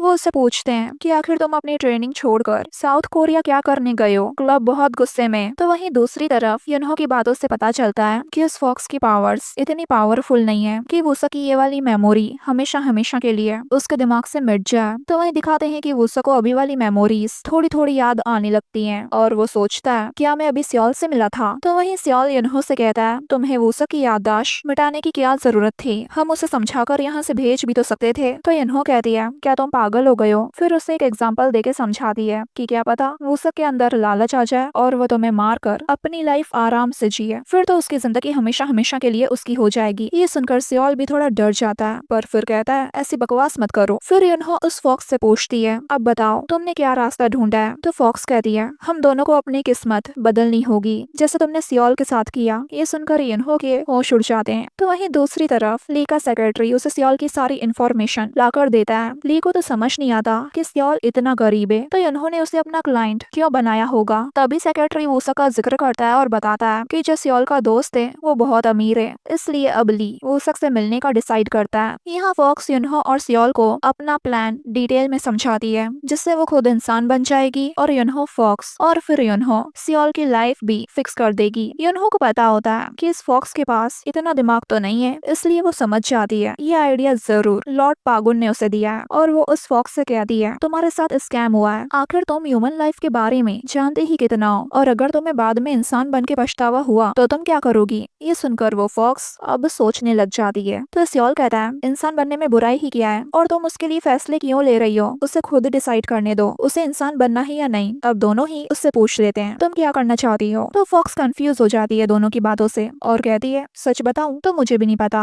अब युनहो गुस्से में उस फॉक्स को पुलिस स्टेशन ले आती है और दिखाती है कि ह्यूमन वर्ल्ड में कितने चोर और लुटेरे रहते हैं जो उसे इंसान बनने के बाद कच्चा चबा जाएंगे। इसलिए वो उसे समझाती है कि इंसान बनना कोई अच्छी बात नहीं है, तुम ये आइडिया छोड़ दो। और उसकी बातें सच में उस फॉक्स को डरा देती है। पर ये देख सियोल को बुरा लगता है और वो कहता है कि तुम हमेशा ह्यूमंस को इतना बुरा क्यों दिखाती हो? फिर वो उस फॉक्स को ह्यूमन वर्ल्ड की अच्छी साइड भी दिखाता है, जैसे उसे एक बहुत महंगे रेस्टोरेंट में ले आता है और उससे काफी अच्छे अच्छे डिशेस टेस्ट करवाता है और वो ठूस ठूस कर खाती है क्योंकि उसने सदियों से ऐसा खाना नहीं खाया था। ये देख युनहो उसे उस रेस्टोरेंट के किचन के अंदर ले जाती है और रियलिटी दिखाती है कि लोग कैसे दो पैसे कमाने के लिए मेहनत करते हैं और उनकी जिंदगी इसी में खत्म हो जाती है। और फॉक्स ने जो खाना खाया उसे तो उसका प्राइस तक पता नहीं होता। इन शॉर्ट युनहो ये कहना चाहती है कि फॉक्स को ह्यूमन वर्ल्ड में बहुत सफर करना पड़ेगा। अब वो इतना जोर जोर से चिल्लाकर बोल रही थी कि रेस्टोरेंट वाले उन्हें धक्का देकर बाहर निकाल देते हैं, बल्कि बेचारों ने अभी तक कुछ ढंग से खाया भी नहीं था। देन सियोल युनहो पर गुस्सा करता है कि आखिर वो फॉक्स को इंसान बनने क्यों नहीं देना चाहती है, क्योंकि अगर वो इंसान नहीं बनी तो युनहो 9-tailed फॉक्स नहीं बन पाएगी और वापस सब कुछ पहले जैसा नहीं हो पाएगा। अब युनहो भी कुछ कह नहीं पाती क्योंकि सही में इनके पास दूसरा रास्ता नहीं होता। तभी वहाँ फॉक्स आके कहती है, अब मुझे मेरी मर्जी से एक जगह जाना है। और फिर वो उन दोनों को लेके अम्यूजमेंट पार्क आ जाती है, पर अकेले राइड करने में उसे कम मजा आ रहा था, इसलिए वो उन दोनों को भी अपने साथ राइड्स पे चलने को कहती है। पहले तो युनहो नखरे दिखाते हुए उसे मना कर देती है, लेकिन फिर अगले पल वो उन दोनों के साथ राइड में बैठी होती है। सियोल और फॉक्स तो राइड के खूब मजे लेते हैं, लेकिन युनहो की बैंड बज जाती है क्योंकि उसने ऐसा कुछ पहले कभी एक्सपीरियंस नहीं करा था, इसलिए अब बाद में उसे थोड़ा डीजी फील होने लग जाता है। तो ये देख सियोल उसकी केयर करता रहता है और फिर बाद में युनहो उन दोनों के साथ हर राइड एंजॉय कर रही होती है। जब ये लोग हॉन्टेड हाउस में जाते हैं तो युनहो सिंपल से सिंपल भूतों को देख के भी इतनी डर जाती है कि सियोल को मारना शुरू कर देती है, पर वो जैसे तैसे उसे शांत करता है और स्माइल करने लगता है। तो वहीं दूसरी तरफ वो फॉक्स हंटर डो च्योल अपनी स्पिरिचुअल पावर कम होने की वजह से एक पावरफुल शमन के पास आता है जो कि अपने पास भूतों को कैद करके रखती थी। डोचल को युनहो को पकड़ने के लिए एक बहुत बुरी आत्मा चाहिए होती है, पर शमन उसे वो देने से मना कर देती है। तो डोचियोल एक झटके में उसे मारकर उसकी सारी शक्तियाँ छीन लेता है और उस भूत को भी अपने साथ लेके वहाँ से चले जाता है। दूसरी तरफ वो फॉक्स अभी भी राइड एंजॉय कर रही थी और ये दोनों उसे देख रहे होते हैं। सियोल के बाद उसे पता चलता है कि वो कभी अपनी लाइफ में अम्यूजमेंट पार्क नहीं आया था और ना ही इतने मजे किए, इसलिए वो ये दिन जिंदगी भर नहीं भूलेगा। और युनहो से भी कहता है कि तुम्हें देखकर भी लग रहा है कि तुमने भी कभी ऐसे मोमेंट्स एंजॉय नहीं करे होंगे, लेकिन युनहो ये मानने से इनकार कर देती है। तभी उसे चलने में दर्द होता है तो सियोल देखकर बताता है कि ये तो शू बाइट है और कहता है तुमने मुझे पहले क्यों नहीं बताया, कितना दर्द हो रहा होगा ना तुम्हें। तो ये सुनकर युनहो कहती है क्या तुम मेरी चिंता कर रहे हो, तो वो कहता है क्या मैं नहीं कर सकता। ये सुनकर युनहो कुछ कह ही नहीं पाती और टॉपिक चेंज करते हुए कहती है तुम मेरी गलती की वजह से यहाँ फंसे हुए हो। तो सियोल स्माइल करने लगता है और कहता है अभी सिर्फ मेरे पास तुम हो, इसलिए तुम्हें भी मेरी फिक्र करनी चाहिए। अब दोनों मान लेते हैं कि वो दोनों एक दूसरे की चिंता करते हैं। तभी सियोल मजाक में कह देता है कि मैं बस ये चाहता हूँ कि तुम सेफ रहो ताकि मेरी लाइफ फिक्स कर सको। ये कहकर वो बैंडेज लेने चले जाता है और युनहो कुछ कह भी नहीं पाती। फिर हमें पास्ट का युनहो और उसकी दोस्त ग्युमहो का सीन दिखाते हैं। उन दोनों ने एक दूसरे से प्रॉमिस किया होता है। ग्युमहो कहती है जो पहले ह्यूमन बनेगा वो दूसरे की एक विश पूरी करेगा। ग्युमहो की विश होती है कि वो दोनों साथ में इंसान बने और एक साथ बूढ़े हों। तो वहीं युनहो का मानना होता है कि ह्यूमन लाइफ कमजोर, क्रूर और छोटी होती है। प्रेजेंट में यही बात वो फॉक्स को कहती है तो वो कहती है मुझे लंबी लाइफ नहीं चाहिए बल्कि एक मेमोरेबल लाइफ चाहिए। अगले सीन में दिखाते हैं कि जब सियोल वापस लौट रहा होता है तो रास्ते में अपनी एजेंट योंसू को देखता है जिसके इस लाइफ में 2 बच्चे हैं। तो सियोल ये देख हैरान होता है क्योंकि जब योंसू उसकी एजेंट थी वो सिंगल थी, तो अब उसके 2 बच्चे कैसे हो सकते हैं। यही बात सियोल को समझ नहीं आती।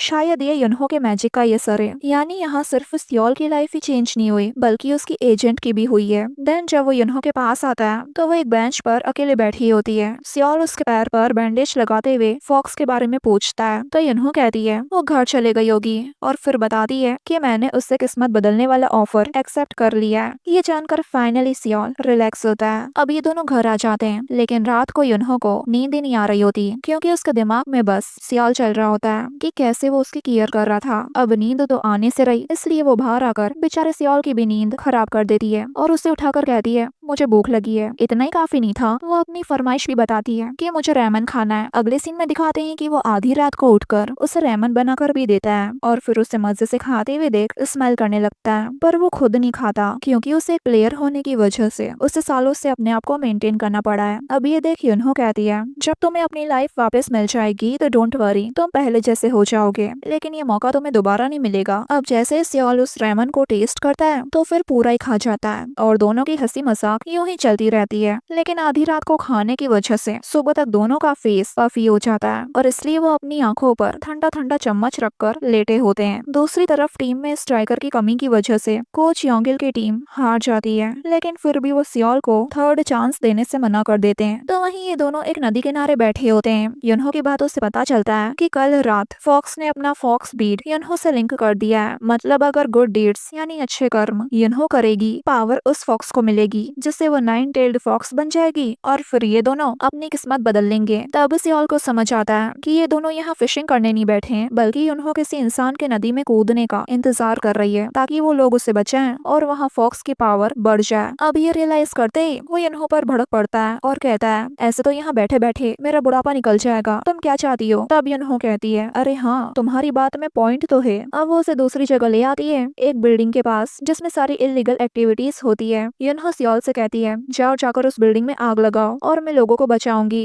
ये सुनते ही उसके होश उड़ जाते हैं कि क्या तुम पागल हो गई हो, और वो सीधा सीधा मना कर देता है और कहता है कि आखिर तुम ऐसे आइडियाज लाती कहाँ से हो। देन वो उसे समझाता है कि देखो ये फेक काइंडनेस है, बल्कि इससे उनके कर्म खराब हो सकते हैं। तभी दिखाया जाता है कि पास वाले ऑर्फनेज में सच में आग लग जाती है और शोर सुनकर युनहो और सियोल दोनों वहाँ पर आते हैं और कुछ बच्चे अंदर फंसे हुए थे उन्हें बचाने के लिए अंदर चले जाते हैं। लेकिन युनहो फंस जाती है और एक स्टोर रूम जैसी जगह पर बंद हो जाती है क्योंकि धुएं की वजह से गेट जाम हो गया था और खुल ही नहीं रहा था। यह सियोल जब बच्चों को बचा के बाहर आता है तो देखता है कि युनहो तो वहाँ पर है ही नहीं, इसलिए वो घबराते हुए उसे ढूंढने के लिए अंदर चले जाता है। तो वही युनहो हार नहीं मानती, कहती है कि मैं यहाँ नहीं मरने वाली, और जैसे तैसे गेट को खोल लेती है और बाहर आती है। बाहर आते ही उसे सियोल मिल जाता है जो देखता है कि युनहो के ऊपर भारी सामान गिरने वाला है। वो जल्दी से उसे पकड़कर अपने पास खींच लेता है, लेकिन जहाँ वो खड़े थे वहाँ भी उनके ऊपर दीवार गिरने वाली होती है। तो सियोल जल्दी से युनहो को कवर कर लेता है, लेकिन उसके खुद के सर पे चोट लग जाती है। अब युनहो को सीधा हॉस्पिटल में होश आता है, पर वो सियोल को आसपास न देख घबरा जाती है और उसे ढूंढने लग जाती है कि कहीं वो मरवर तो नहीं गया। तभी सियोल उसके पीछे से आकर कहता है, क्या तुम मुझे ढूंढ रही हो? तो युनहो उस पे चिल्लाती है कि तुम कहाँ थे? तो वो मजाक में कहता है, तुम मेरी इतनी फिक्र क्यों कर रही हो? पर वो तो रोते हुए उसे गले से लगा लेती है, जिससे सियोल थोड़ा शॉक हो जाता है। युनहो उससे कहती है, अगर तुम मर जाते ना तो मैं खुद तुम्हें अपने हाथों से मार डालती। ये सुनकर सियोल कुछ नहीं कहता। वैसे फ्लैशबैक से पता चलता है कि युनहो और सियोल को फायर फाइटर्स बचाकर हॉस्पिटल ले आए थे और वहीं पागुन डॉक्टर बनकर आते हैं और सियोल को बताते हैं कि वो ठीक है, लेकिन उसे एक चेतावनी भी देते हैं कि किस्मत से ज्यादा छेड़छाड़ ना करे। देन प्रेजेंट में जब युनहो सियोल को गले लगाती है तो सियोल उसके सच्चे डर और परवाह को देखकर इमोशनल हो जाता है। मगर जैसे ही वो पल खत्म होता है, दोनों के बीच अब एक अजीब सी ऑकवर्डनेस होती है। दोनों एक दूसरे से बात करने में काफी झिझक रहे होते हैं और बार बार एक दूसरे को देखे जा रहे थे और युनहो के दिल में बस एक ही फीलिंग होती है कि सियोल कितना अट्रैक्टिव और चार्मिंग है। उसे समझ ही नहीं आता कि उसके साथ ये हो क्या रहा है। तभी सियोल उसे एक साइकिल से टकराने से भी बचा लेता है तो युनहो का दिल और जोर जोर से धड़कने लगता है। तभी वो नोटिस करती है कि राह चलते लोग उन पर हंस रहे हैं क्योंकि इंसिडेंट की वजह से उन दोनों का हुलिया जो बिगड़ा हुआ था। ये देख युनहो सियोल से शिकायतें करती है कि उसके पास पहनने के लिए बिल्कुल भी कपड़े नहीं है और फिर नतीजा ये निकलता है कि वो जमकर शॉपिंग करती है और सियोल बेचारा वो लगभग कंगाल हो जाता है। इसलिए वो लास्ट में कुछ ड्रेसेस वापस रखने के लिए कहता है, लेकिन वो तो उससे बचते बचाते उन ड्रेसेस के टैग से निकाल देती है, जिससे तो बेचारे को अब वो सब कुछ खरीदना पड़ता है जिसके प्राइस टैग उन्होंने निकाल दिए थे। दूसरी तरफ जब साइनिंग इवेंट में वो उस लियोन को देखता है तो उसे याद आ जाता है कि उसकी जिंदगी की बर्बादी सिर्फ इसी आदमी की वजह से हुई थी। वो ली को देखते ही अपना आपा खो देता है और उसे वही मुक्का मार देता है, जिससे वहाँ हर तरफ हंगामा मच जाता है। यहाँ जब ये दोनों घर पहुँचते हैं तो युनहो को लगता है कि फॉक्स की शक्तियाँ कुछ तो बड़ी होगी, आखिर आज उन्होंने 10 बच्चों की जान जो बचाई है। तभी वहाँ अचानक से फॉक्स टपक पड़ती है और बताती है कि 10 से ज्यादा लोगों की जान बचाने के बाद भी उन्हें एक भी पॉइंट नहीं मिला, यानी उसकी शक्तियाँ बिल्कुल नहीं बढ़ी, जिसे सुनकर युनहो को गुस्सा आ रहा होता है। तो वहीं सियोल समझ जाता है कि इसकी वजह युनहो की थोड़ी सी सेल्फिश सोच है, यानी उसने बच्चों को बचाया तो था लेकिन इस लालच में कि फॉक्स की पावर बढ़ेगी। दूसरी तरफ अब सियो ली और वूसक एक अकेले रूम में बैठकर बात करते हैं। ली उससे एक फेवर मांगता है। दरअसल ली को डर है कि युनहो उसके पीछे पड़ सकती है, इसलिए वो चाहता है कि वूसक युनहो और उसके बीच का मेडिएटर बने, यानी बीच बचाव करे और मामला सुलझाए। अब इस बारे में जब वो वूसक से बात करता है तो इसी दौरान वूसक को अपनी याददाश्त का एक और हिस्सा याद आ जाता है। उसे याद आता है कि उन्होंने फॉक्स को ऑर्डर दिया था कि उसकी यादें मिटा दो, क्योंकि वूसक को उसकी कमजोरी का पता चल गया था।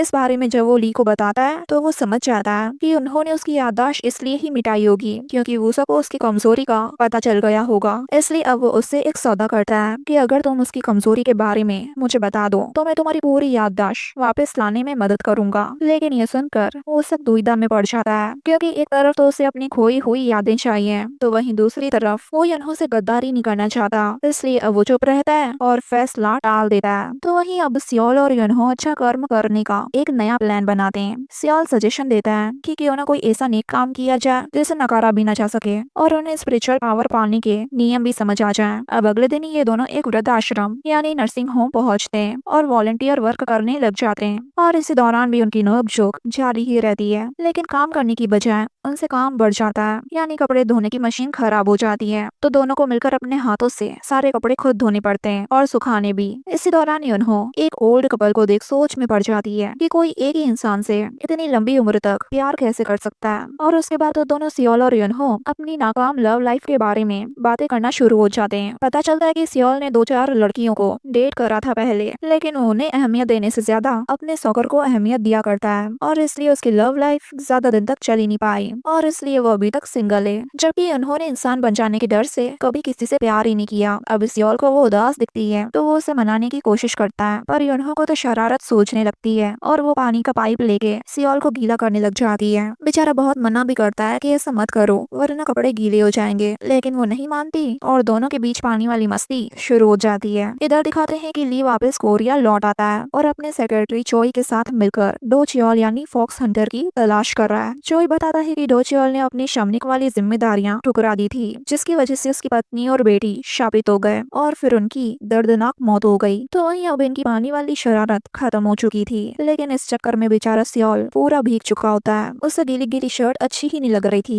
तो वो उसे उतार कर निचोड़ने लगता है, लेकिन उसे बिना शर्ट के देख पहले तो यूनहो उसे देखती की देखती रह जाती है। उसके गाल लाल हो जाते हैं और बेचारी के मुंह से निकल जाता है कि तुम्हारी बॉडी कितनी अच्छी है। ये सुनते ही सियोल उसे देखता है तो वो घबरा जाती है और उसे शर्ट वापस पहनने के लिए कहने लगती है। तो सियोल कहता है, अरे 2 मिनट तो रुको, पानी तो निकालूं, लेकिन नहीं मानती और उसे शर्ट पहनने के लिए उसी के साथ जबरदस्ती करने लग जाती है और इस चक्कर में दोनों फिसल कर नीचे गिर जाते हैं। अब यूनहो सियोल के इतना करीब होने से और ज्यादा घबरा जाती है। तभी सियोल के नए दोस्त वहाँ पर आ जाते हैं, क्योंकि ये नर्सिंग होम उनकी फुटबॉल टीम का मेन स्पॉन्सर है। अब उसके दोस्त उसे ऐसी सिचुएशन में देख काफी सारे सवाल पूछने लगते हैं, तो वो हालातों को संभालने के लिए झूठ मूठ कह देता है कि ये मेरी गर्लफ्रेंड है। लंच के टाइम भी उसके दोस्त बस उसे घूर ही जा रहे थे, क्योंकि उनकी क्यूरियोसिटी अभी भी खत्म नहीं हुई थी। वो ये तक पूछ बैठते हैं कि क्या तुम दोनों शादी करने वाले हो, तो यूनहो भी उन्हें हाँ कह देती है और सियोल को झटका लग जाता है। फिर वो अपने दोस्तों को एक्सप्लेन करता है कि ऐसा कुछ नहीं है। फिर उसके दोस्त पूछते हैं क्या वो अपनी दादी से मिला, और तब सियोल को पता चलता है कि उसकी दादी जिंदा है। यहाँ दिखाते हैं कि कोच योंगिल सियोल के दादी के साथ अपना टाइम बिता रहे होते हैं। तभी वहाँ सियोल आता है और दादी को देखते ही रो पड़ता है और उन्हें गले से लगा लेता है और यूनहो बाहर से ही उन्हें देख रही होती है। सियोल अपने पुराने बिहेवियर के लिए उनसे माफी मांगता है और कहता है कि इस नई जिंदगी में वो उनका अच्छा पोता बनकर दिखाएगा।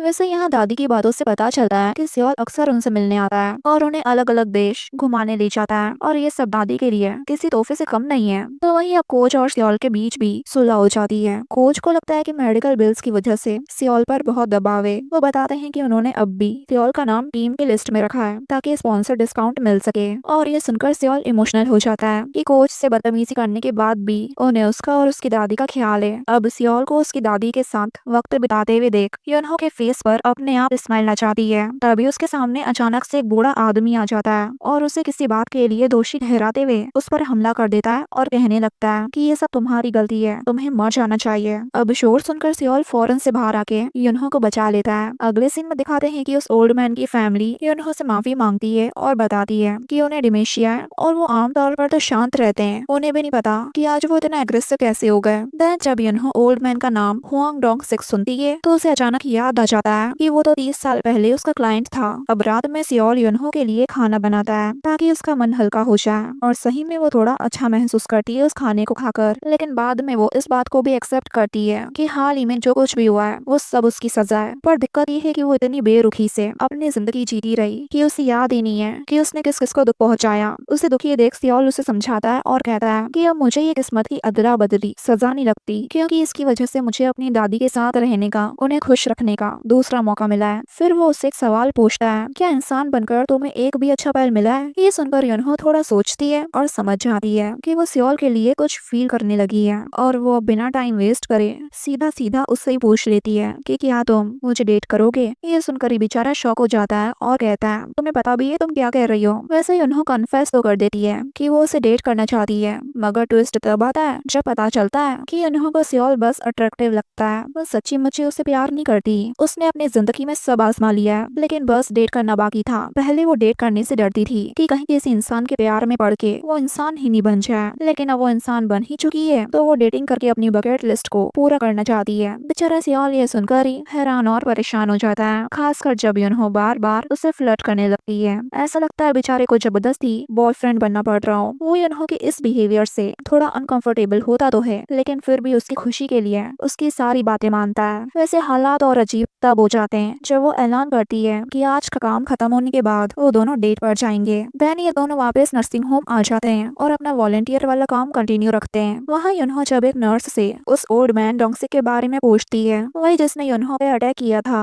तब उन्हें पता चलता है कि कल रात ही उनकी मौत हो गई। अब वो दोनों उनके फ्यूनरल पर आते हैं और उनकी फैमिली से यूनहो और सियोल को पता चलता है कि डोंगसिक पहले बहुत अमीर थे, लेकिन 30 साल पहले उन्होंने अपनी पेटेंट मेडिसिन किसी और को बेच दी, जो बाद में सुपर हिट साबित हुई। इसके बाद डोंगसिक जुनून में आके और बेहतर दवा बनाने की कोशिश करते रहे, पर इस चक्कर में अपनी सारी दौलत गवा बैठे। अब ये सब सुनकर यूनहो को बहुत गिल्ट होता है और वो सियोल से कहती है कि हमारे पास जितने भी पैसे हैं वो सब कंडोलेंस के तौर पे डोंगसी की फैमिली को दे दो। पहले सियोल थोड़ा हिचकिचाता है क्योंकि उनके पास बहुत ही कम पैसे थे, पर फिर वो यूनहो की बात मान जाता है और इस नेक काम से फॉक्स को थोड़ी स्पिरिचुअल पावर मिल जाती है। और जब वो ये बात यूनहो का आके बताती है तब यूनहो को समझ आता है कि शायद भगवान उसे उसके पुराने गुनाह सुधरवाना चाहते हैं। तो वहीं दूसरी तरफ डोचियो जो फॉक्स हंटर है उसे उन लोगों की आत्माएं सताने लगती है जिनको उसने अपनी सामने ताकत बढ़ाने के लिए मारा था। रास्ते में जाते जाते उसकी तबीयत खराब हो जाती है और खांसते खांसते उसके मुंह से खून निकल आता है और वो वहीं बेहोश हो जाता है और कोइंसिडेंटली उसे ली के हॉस्पिटल में भर्ती करवाया जाता है। होश आने पर भी आत्माओं ने चारों तरफ से उसे घेरा हुआ था। अब जैसे ही वो बाहर आता है फिर एक बार उसकी मुलाकात लियोन से हो जाती है और वो उसे कहता है मैं तुम्हें किसी से मिलवाना चाहता हूँ। दूसरी तरफ सियोल, यूनहो और फॉक्स तीनों यूनहो के पुराने क्लाइंट के चेयरमैन गेम से मिलने आते हैं क्योंकि डोंगसिक यानी वो ओल्ड मैन जो मर गए वो कभी यूनहो के क्लाइंट थे ही नहीं, लेकिन यूनहो के मैजिक की वजह से उनकी जिंदगी बर्बाद जरूर हुई थी। दरअसल 30 साल पहले कुछ हुआ यूँ था कि चेयरमैन गेम ने यूनहो से पता लगवाया था कि कौन सी मेडिसिन आगे जाके हिट होगी और जब उन्हें पता चला कि डोंगसिक की बनाई मेडिसिन हिट होगी तो चेयरमैन गेम ने उनसे वो मेडिसिन खरीदने की कोशिश की, इवन उन्हें पैसों का लालच भी दिया, लेकिन वो अपनी दवाई किसी भी कीमत पर नहीं बेच रहे थे। तो चेयरमैन किम ने यूनहो से ये विश करी और यूनहो ने अपने मैजिक से डोंगसिक को वो मेडिसिन बेचने पे मजबूर कर दिया और चेयरमैन किम ने यूनहो के मैजिक का फायदा उठा के वो मेडिसिन खरीद ली और आज के टाइम पर उनके पास करोड़ों की दौलत है जो कि ये उन ओल्ड मैन डोंगसिक की होनी चाहिए थी। अब यूनहो चेयरमैन किम को धमकी देती है कि वो अपनी हेडक्वार्टर बिल्डिंग डोंगसिक की फैमिली को दे। वो काफी हद तक डर भी जाता है, इसलिए वो यूनहो की शर्त मान जाता है और इस अच्छे काम की खुशी में फॉक्स आज बुफे खाना चाहती थी, लेकिन पैसे वो तो थे ही नहीं इनके पास। तो अब सियोल वही काम करता है जो उसे अच्छे से आता है, यानी कि फुटबॉल खेलकर पैसे कमाना। यहाँ दिखाते हैं कि कोच यांगिल की टीम का एक प्रैक्टिस मैच होता है। ये लोग 4th डिवीजन टीम में हैं, जबकि इनका मुकाबला 2nd डिवीजन की टॉप टीम से होता है, यानी कि इनके लिए जीतना नेक्स्ट टू इम्पॉसिबल था और ऊपर से इन्होंने जीतने की खास उम्मीद रखी भी नहीं थी और इसलिए कोच का दिमाग खराब हो रहा होता है। लेकिन जैसे ही वहाँ सियोल आता है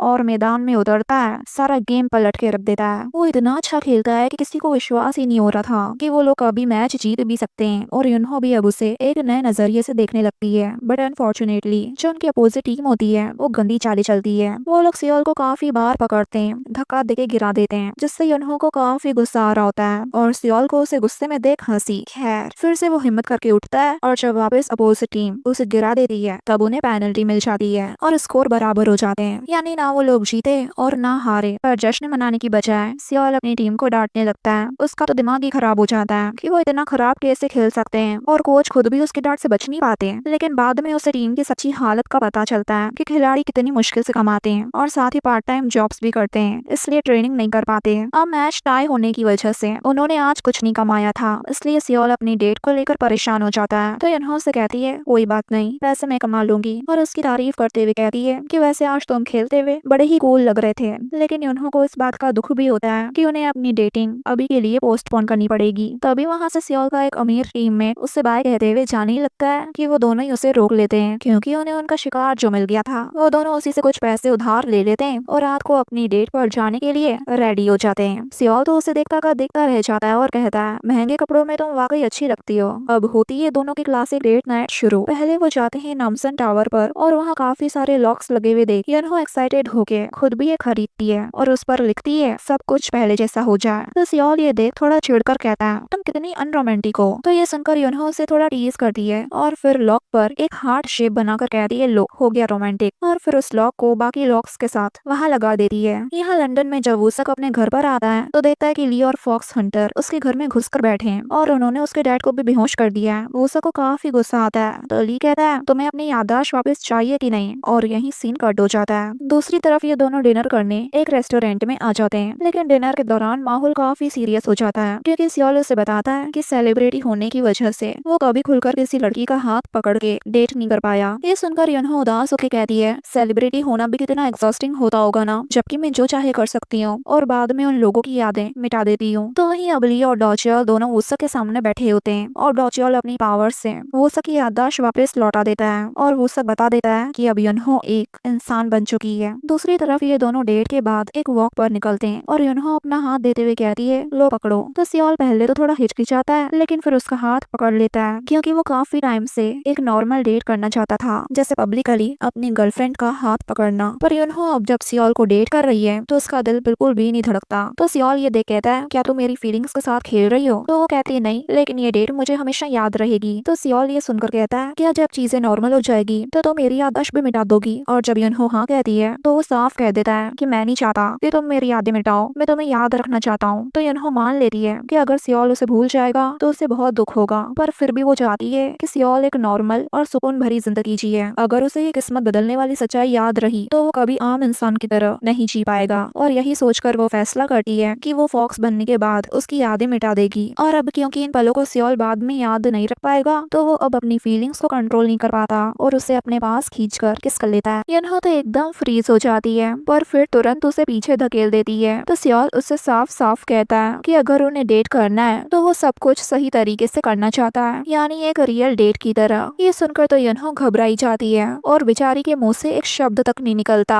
देन घर आकर भी उनका यही हाल होता है। पूरी रात वो इसी बारे में सोचती रहती है। तो वहीं सियोल भी परेशान दिखता है क्योंकि उसने यूनहो को आगे बढ़ के डेट के लिए बोल तो दिया, लेकिन अब उसे ही लगता है कि उसने जरूरत से ज्यादा आगे बढ़ के गलती कर दी। अगली सुबह तक दोनों के बीच अजीब सी खामोशी रहती है और दोनों ही एक दूसरे से बचते फिरते हैं। यहाँ तक कि सियोल के आने की आवाज सुनकर वो तो टेबल के नीचे छुपने की कोशिश भी करती है, लेकिन बेचारी इतनी छोटी भी नहीं थी कि वो टेबल के अंदर समा जाए। और आखिर में दोनों का आमना सामना हो ही जाता है। तो वहीं वो सब जब उन दोनों को बताता है कि यूनहो इंसान बन चुकी है तो लियोन बहुत ज्यादा ही खुश हो जाता है, लेकिन जल्दी ही चिढ़ जाता है क्योंकि डो च्योल को बदला या बिना फायदे की हत्या में कोई दिलचस्पी नहीं थी और लियोन वो यूनहो से अपना बदला लेना चाहता है। पर डो च्योल का मकसद सिर्फ लोमड़ियों को मारकर उनकी फॉक्स बीट से ताकत पाना है। देन उसे को धमकाते हुए उसे एक और बात पता चलती है कि दूसरी लोमड़ी भी है जिसने उसकी यादें मिटाई थी। अब वो शख्स सियोल को इस बारे में चेतावनी देना तो चाहता है, लेकिन डो च्योल उसे भरोसा दिलाकर गया होता है कि वो उसके दोस्त को नुकसान नहीं पहुंचाएगा, उसे सिर्फ और सिर्फ फॉक्स से मतलब है। फिर भी वो सब बस यही सोच रहा होता है कि अगर वो फॉक्स मर गई तो क्या वो सियोल बनकर रह पाएगा। तभी उसके डैड वहाँ पर अपना सर पकड़ते हुए आते हैं। वो ठीक तो होते हैं लेकिन उन्हें रात का कुछ भी याद नहीं होता। तभी वो उसा को आज होने वाले इंटरनेशनल मैच के बारे में याद दिलाते हैं, जिस मैच को खेलने का सपना पता नहीं उसने कितने सालों से देखा था, लेकिन आज जब वो मौका उसके पास है तो वो खोया खोया सा होता है। और जब वो मैच के लिए निकलते हैं तो उसके साथी खिलाड़ी और स्टाफ सब जने उसकी बहुत तारीफ करते हैं, लेकिन वो सब उन्हें देख और उनके आसपास होने से बहुत अजीब फील करता है। तो वहीं सियोल यूनहो को लेकर वर्कआउट करने आ जाता है, लेकिन यूनहो को एक एक मिनट भारी लगता है क्योंकि उसने कभी एक्सरसाइज नहीं करी होती ना, इसलिए। मगर सियोल उसका पूरा ख्याल रखता है जिससे यूनहो का दिल तेजी से धड़कता है। इसके बाद दोनों फुटबॉल खेलने आ जाते हैं और बहुत ही अच्छा वक्त गुजारते हैं। अब लौटते समय सियोल उसका हाथ पकड़ लेता है और यूनहो दिले दिल में बहुत खुश हो जाती है, लेकिन अगले पल सियोल काम की बात करने लगता है क्योंकि रहने के लिए पैसे भी तो चाहिए थे ना। पर यूनहो उसे ट्रेनिंग पर फोकस करने को कहती है और पैसे कमाने की जिम्मेदारी खुद पर ले लेती है। मगर यूनहो के सारे जॉब एप्लीकेशंस उसके फर्जी रिज्यूमे की वजह से रिजेक्ट हो जाते हैं और आखिर में उसे सिर्फ एक किराने की दुकान में नौकरी मिलती है। वहाँ उसे पहले मास्कोट, फिर सेल्स गर्ल और फिर कैशियर बना दिया जाता है क्योंकि उसे एक भी काम ठीक से नहीं हो रहा था। वो हर पोजीशन पर बस स्ट्रगल करती रहती है। अब आखिर में वो जब कैशियर बनी होती है तो उसने गलती से एक कस्टमर को गलत चेंज दे दिया था, जिससे दुकान को 50,000 वॉन का नुकसान हो जाता है। यूनहो ने कुछ कमाया तो था नहीं, लेकिन अब उसके ऊपर 50,000 का लोन आ जाता है, जिससे अब जल्दी ही उसे दुकान वालों को चुकाना पड़ेगा। इसलिए अब वो मजबूर होकर कुछ बेचने का फैसला करती है। तो वही सियोल जब ट्रेनिंग के लिए आता है तो पता चलता है कि उनकी ट्रेनिंग तो कैंसिल हो चुकी है और इसलिए उसकी टीम इंटरनेट कैफे पर बैठकर गेम खेल रही होती है। लेकिन एक खिलाड़ी जिसका नाम बियोम है, उसे लगता है कि कोई उसे देख रहा है, मगर बाकी सब उसकी बात को मजाक में उड़ा देते हैं कि तुझे कौन ही देखेगा। अब ट्रेनिंग कैंसिल होने की वजह पूछने के लिए सियोल कोच के पास आता है, लेकिन वो तो इस टाइम ड्रंक होकर अपने कैबिन में बैठे हुए थे और उनसे सियोल को पता चलता है कि जो नर्सिंग होम वाले उनके स्पॉन्सर थे वो पीछे हट गए, यानी उनकी टीम को स्पॉन्सर करने वाला अब कोई भी नहीं है। अब सियोल जब रात को घर लौटता है तो यूनहो उसे कुछ पैसे देते हुए कहती है कि ये मैंने कमाए हैं, और जैसे ही उसे एक डिनर पर ले जाने लगती है ट्रीट देने के लिए, तभी वहाँ सियोल के चारों दोस्त उसके घर घुस आते हैं उसका इंटरनेशनल मैच देखने के लिए और साथ ही खाना पीना भी लाए होते हैं। अब फ्री का खाना पीना देखकर तो यूनहो मान मान जाती है, लेकिन सियोल चिढ़ जाता है क्योंकि उनकी डेट नाइट जो खराब हो गई थी इसलिए। तभी सियोल के दोस्त ब्योम को फिर से अजीब महसूस होता है और वो सबको बताता है कि कल से मुझे ऐसा लग रहा है कि कोई मुझे स्टॉक कर रहा है। और तभी अचानक से बिजली चमकने लगती है तो युनहो को कुछ समझ आ जाता है और वो सियोल को अपने साथ खींचकर बाहर ले जाती है और तब समझ आता है कि ये सब उस फॉक्स की शरारत थी। दूसरी तरफ दिखाते हैं कि लियोना पूरी तरह कंपनी में लौट आया है क्योंकि युनहो अब उसे धमका नहीं सकती ना, इसलिए उसका सेक्रेटरी चोई उसे बताता है कि डो च्योल किसी चीज की तलाश में है और लियोन के प्लान के अकॉर्डिंग उसने नर्सिंग होम को ब्लैकमेल करके सियोल की टीम की स्पॉन्सरशिप खत्म करवा दी है। तो वही सियोल के घर पर फॉक्स बताती है कि उसे बहुत ज्यादा स्पिरिचुअल पावर मिल गई है, मगर युनहो उसके बिहेवियर से समझ जाती है कि ये सब बस उसका एक बहाना है और सच सामने आ जाता है कि असल में तो उस फॉक्स को ब्योम से प्यार हो गया है और वो ही है जो उसे स्टॉक कर रही है। अब युनहो उसे कंगाल लड़कों से प्यार करने के लिए डांटने लग जाती है तो वो फॉक्स सियोल के पीछे छुपते छुपाते कहती है, तुमने भी तो उस दिन सियोल का हाथ पकड़ा था ना और उसे किस भी किया, मैंने अपनी आंखों से देखा था। ये सुनकर युनहो कहती है, हमारी बात अलग है। तो फॉक्स पूछती है कैसे, और यहाँ बात घूम फिर के युनहो पर ही आ जाती है और पहले तो उसे खुद समझना पड़ता है कि उसे सियोल आखिर पसंद क्यों है, जबकि सियोल इस पूरी सिचुएशन में मन ही मन मुस्कुरा रहा था। तभी उसका दोस्त जोंगबे बाहर आके बताता है कि शायद तुम्हारे घर चोरी हो गई है। अंदर आने पर पता चलता है कि सियोल के घर से एसी और आउटडोर यूनिट गायब थे। किसी को समझ नहीं आता कि चोर इतनी ऊपर चढ़कर आखिर एसी ही क्यों चुराएगा। तब युनहो प्राउडली कहती है कि उसने सर्दी होने की वजह से उन्हें बेच दिया, लेकिन बाद में पता चलता है कि उसने वो एसी और आउटडोर यूनिट आधी कीमत पर बेच दिया था, यानी उसके साथ स्कैम हो गया। अब वो दुखी होकर बाहर बैठकर ड्रिंक करती है और सियोल भी उसी के साथ रहकर उसकी केयर कर रहा होता है। वो रोने लगती है कि इंसान बनकर जीना कितना मुश्किल है। फिर वो और ज्यादा जोर से रोती है क्योंकि उस पल उसे ये भी एहसास होता है कि वो शख्स सियोल की जगह मैच खेल रहा है, इसलिए वो उससे वादा करती है कि वो सियोल की जिंदगी ठीक कर देगी। अब उसे सच्चे मन से ये बात बोलते हुए देख सियोल इमोशनल हो जाता है और दोनों असली मायनों में किस करने वाले होते हैं कि तभी सियोल के सारे दोस्त अचानक से वहाँ आ धमकते हैं और एक बहुत ही बुरी खबर देते हैं कि वो सब मैच से पहले गिर पड़ा और उसे कार्डियक अरेस्ट आया है। दिखाया जाता है कि स्टेडियम में वो सब मैच से पहले बहुत ज्यादा घबराया हुआ होता है और उसका दिल बहुत तेजी से धड़क रहा होता है और वो अचानक गिर पड़ता है और उसे तुरंत हॉस्पिटल ले जाया जाता है। अब उसकी खबर सुनकर सियोल और युनहो दोनों ही काफी डर जाते हैं क्योंकि अगर उसे कुछ भी हुआ तो सब कुछ उलझ जाएगा। सियोल के मन में बस अभी एक ही बात चल रही होती है कि क्या यही उसकी किस्मत थी, क्या उसका मरना तय है। तभी युनहो चुपचाप उसे सच बता देती है कि अगर वूसक मर गया तो वो उनकी किस्मत को पलट नहीं सकती और ना ही वो वूसक को जिंदा कर पाएगी। देन ये दोनों वूसक को देखने हॉस्पिटल आते हैं। वहाँ पागुन युनहो को अलग ले जाकर सख्त तरीके से डांटते हैं और कहते हैं कि उसने इंसानों की किस्मत से छेड़छाड़ की है। असल में सियोल की किस्मत थी कि वो तेजी से ऊपर जाए और उतनी ही तेजी से नीचे गिरे, यानी उसकी मौत पहले से तय थी। तो वहीं वूसक को लंबी मगर टफ जिंदगी मिलनी थी और दोनों इसी किस्मत के साथ पैदा हुए थे, लेकिन युनहो के मैजिक की वजह से सब कुछ गड़बड़ हो गया। अब पागुन युनहो को उसकी तलवार यानी वो डैगर वापस देते हैं, पर साथ ही एक क्रूल कंडीशन भी रखते हैं कि उसे अपने सच्चे प्यार को मारना होगा, तभी दोनों की किस्मत सही होगी और युनहो भी दोबारा 9-टेल्ड फॉक्स बन पाएगी। पर अगर वो इस काम में नाकाम रही तो पागुन खुद ये सुनिश्चित करेंगे यानी इंश्योर करेंगे कि युनहो एक इंसान के रूप में मर जाए और उनकी बातों से युनहो हक्की बक्की रह जाती है क्योंकि वो कुछ भी चूज करे नुकसान तो उसी का ही होगा।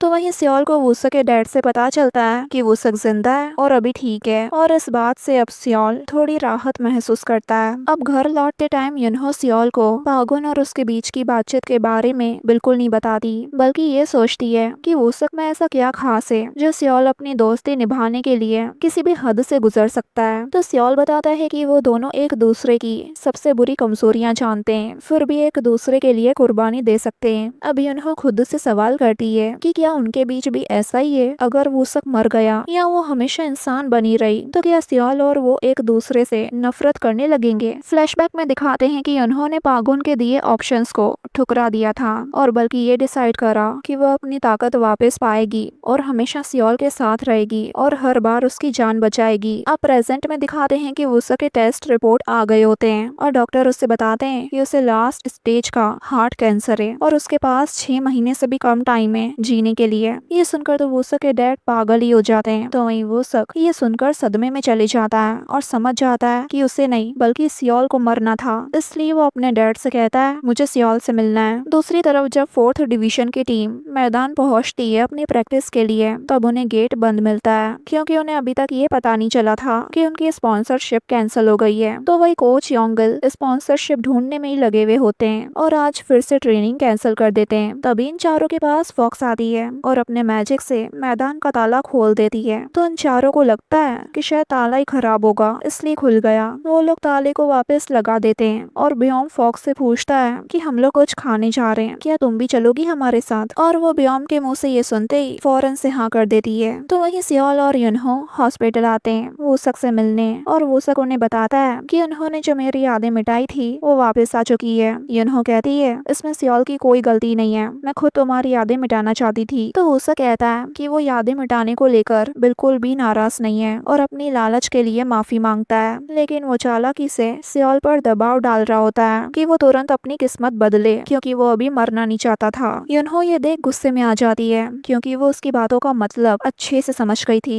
और सियोल को गिफ्ट बास्केट लेने के बहाने बाहर भेज देती है और अकेले में वूसक की खबर लेती है और उसे अपने बर्ताव के लिए बहुत जोरों से डांटती है, लेकिन वादा भी करती है कि सियोल का जो फ्रेंडशिप को लेके पॉइंट ऑफ व्यू है उसे बचाने के लिए वो वूसक का जो मकसद है वो सीक्रेट रखेगी ताकि उन दोनों की दोस्ती न बिगड़े। फिर वो उसे एक आइडिया भी देती है जो हमें अभी नहीं बताया जाता, लेकिन उसके लिए वूसक को उसके साथ एक डील करनी पड़ती है। तो वहीं बोयम फॉक्स और अपने दोस्तों को लेकर पूल हॉल में आया होता है और दिखावा करना चाहता है। इवन फॉक्स से भी ये कहता है कि अगर वो इस गेम में जीता तो वो सबको शानदार डिनर करवाएगा और वो भोली फॉक्स खुश भी हो जाती है। मगर बोयम उस पूल गेम को खेलने में बहुत खराब निकलता है और स्ट्रेस में आ जाता है क्योंकि हारने पे उसे पूरी टीम को ट्रीट देनी पड़ेगी और उसे उदास देख फॉक्स कहती है क्या मैं ये खेलूं? और वो लोग उसे खेलने भी देते हैं क्योंकि वैसे भी वो लोग हार ही रहे थे। लेकिन जब वो फॉक्स अपने जादू से गेम पलट देती है यानी पॉइंट पे पॉइंट बनाकर जीत जाती है, तो ब्योम और उसका पार्टनर बहुत खुश हो जाते हैं क्योंकि अब उन्हें डिनर के पैसे पे नहीं करने पड़ेंगे ना, इसलिए। तो वही हॉस्पिटल में युनहो सियोल को खींचकर वापस गिफ्ट बास्केट लौटाने ले जाती है और बहाना बना देती है कि वो सबको इसकी जरूरत नहीं है और वो बेचारा भोला मान भी जाता है। लेकिन जब युनहो को पता चलता है कि सियोल उस दुकान से ये फ्रूट बास्केट लेके आया है जिस दुकान ने उसे घदो सरी के मेहनत करवाई थी और 1 रुपया भी नहीं दिया, तो वो शॉक हो जाती है और सियोल को ये बात बताती है। उसकी बातें सुनकर सियोल को लगता है कि दुकान वालों ने युनहो को ठगा है और उसे उसकी मेहनत के पैसे नहीं दिए, इसलिए वो इस बारे में बात करने के लिए उस दुकान के अंदर जाता है और वो भी पूरे कॉन्फिडेंस के साथ। लेकिन हैरान रह जाता है जब मैनेजर उसकी पिछली जिंदगी की एजेंट योंसो निकलती है और वो बड़े मजे से उसके साथ बातें करते हुए बाहर आता है क्योंकि इस लाइफ में योंसो ने 9 साल पहले सियोल की किसी चीज में मदद करी थी। लेकिन उन्हें साथ देख युनहो शॉक हो जाती है और जल्दी ही उसकी खुशी जलन में बदल जाती है क्योंकि सियोल योंसो से कुछ ज्यादा ही घुल मिल रहा था। तभी वहाँ दुकान की एक पार्ट टाइम वर्कर होरिम आती है और सियोल उन दोनों को ही डिनर पर बुला लेता है। अब डिनर के वक्त बातों बातों में योंसो बताती है कि वो शादीशुदा है और उसके 2 बच्चे हैं, जिसे सुनकर सियोल थोड़ा शॉक हो जाता है क्योंकि पिछली जिंदगी में वो सिंगल थी।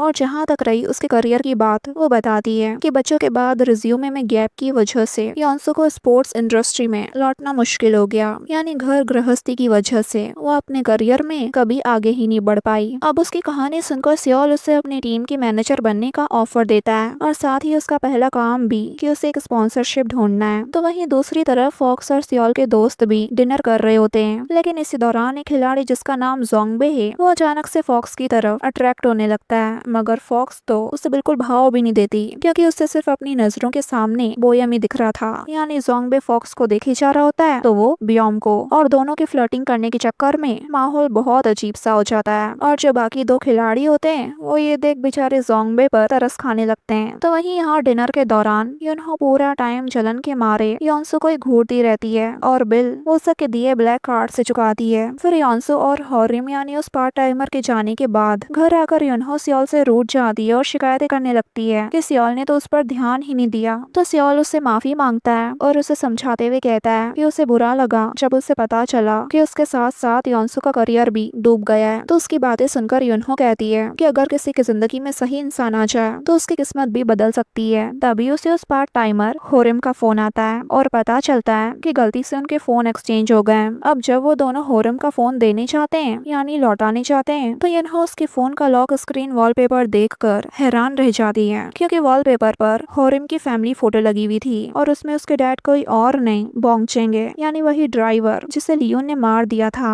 क्योंकि उसने उसके एक्सीडेंट का इल्जाम अपने ऊपर लेने से मना कर दिया था। हारिम भी ये बात कंफर्म करती है कि हाँ यही उसके डैड है। अब दोनों अगले दिन फॉक्स की मदद से हारिम का पीछा करते हैं और जान जाते हैं कि वो बहुत सारी पार्ट टाइम जॉब्स कर रही है। फॉक्स बताती है कि उसके डैड की मौत के बाद उसकी मॉम बिल्कुल टूट चुकी थी और अब उनके मेडिकल का खर्चा और हारिम की कॉलेज फीस का बोझ बढ़ता जा रहा है। ये सुनकर यनहो फैसला करती है कि अब वो सब कुछ ठीक करेगी, इसलिए अब वो हारिम की पसंद के कॉलेज में यनहो स्कॉलरशिप फाउंडेशन बनाती है और उसके रहने और उसकी मॉम का इलाज का खर्चा उठाने का वादा करती है क्योंकि अगर उसके डैड आज जिंदा होते तो ये सब वो उसके लिए करते। वैसे इतना ही नहीं, यनहो नर्सिंग होम पर भी दिल खोल के खर्चा करती है और सियोल की दादी को बहुत सारे तोहफे भेजकर अपना प्यार जताती है जिसके लिए सियोल उसे थैंक्स कहता है। देन वो टीम के मैच के लिए भी एक लग्जरी बस बुक करती है और साथ ही जब हाइकिंग के दौरान सियोल और युनहो ने सियोल के दोस्त की एक वैन खराब होने पे वहीं छोड़ दी थी, आज युनहो उस वैन के पैसे भी सियोल के उस दोस्त को लौटा देती है। फिर जब ये सब जने मैच के लिए निकलते हैं तो रास्ते में कोच को एक कॉल आता है जो कि स्पॉन्सरशिप की मीटिंग के लिए था, इसलिए वो बस रुकवा कर जल्दी से वहाँ से भाग जाते हैं। तो वहीं उस मीटिंग के लिए योंसू भी आई होती है और उनका स्पॉन्सर कोई और नहीं लियोन निकलता है। योंसू को उसके इरादों पे शक तो होता है मगर लियोन कहता है कि उसे फुटबॉल टीम में एक से ज्यादा वजहों से दिलचस्पी है। तो वहीं फॉक्स टीम से मिलने से पहले अपनी गुफा में आती है लेकिन वहाँ तो डॉचियोल उसका पहले से ही इंतजार कर रहा था। दरअसल उसने लियोन के पैसों से एक श्रापित विरज घंटी खरीदी है और वो घंटी बजाकर देवी ऊर्जा यानी डिवाइन एनर्जी बुलाता है ताकि उसे वश में कर सके। यहाँ जब बस में सब लोग सो गए होते हैं तभी उन्हें सोते हुए एक सपना देखती है जिसमें पागुन उसे चेतावनी दे रहे हैं कि अगर वो किस्मत से खेलेगी तो ऐसे हादसे होंगे जिन्हें वो रोक भी नहीं पाएगी। और वापस उसे वही सीन दिखता है जब सियोल उसके सीने में तलवार घोंप रहा है और बस इसी डरावने सपने को देखकर युनहो एकदम से जाग जाती है। सियोल उसे देख पूछता है क्या हुआ, क्या तुम ठीक हो? लेकिन युनहो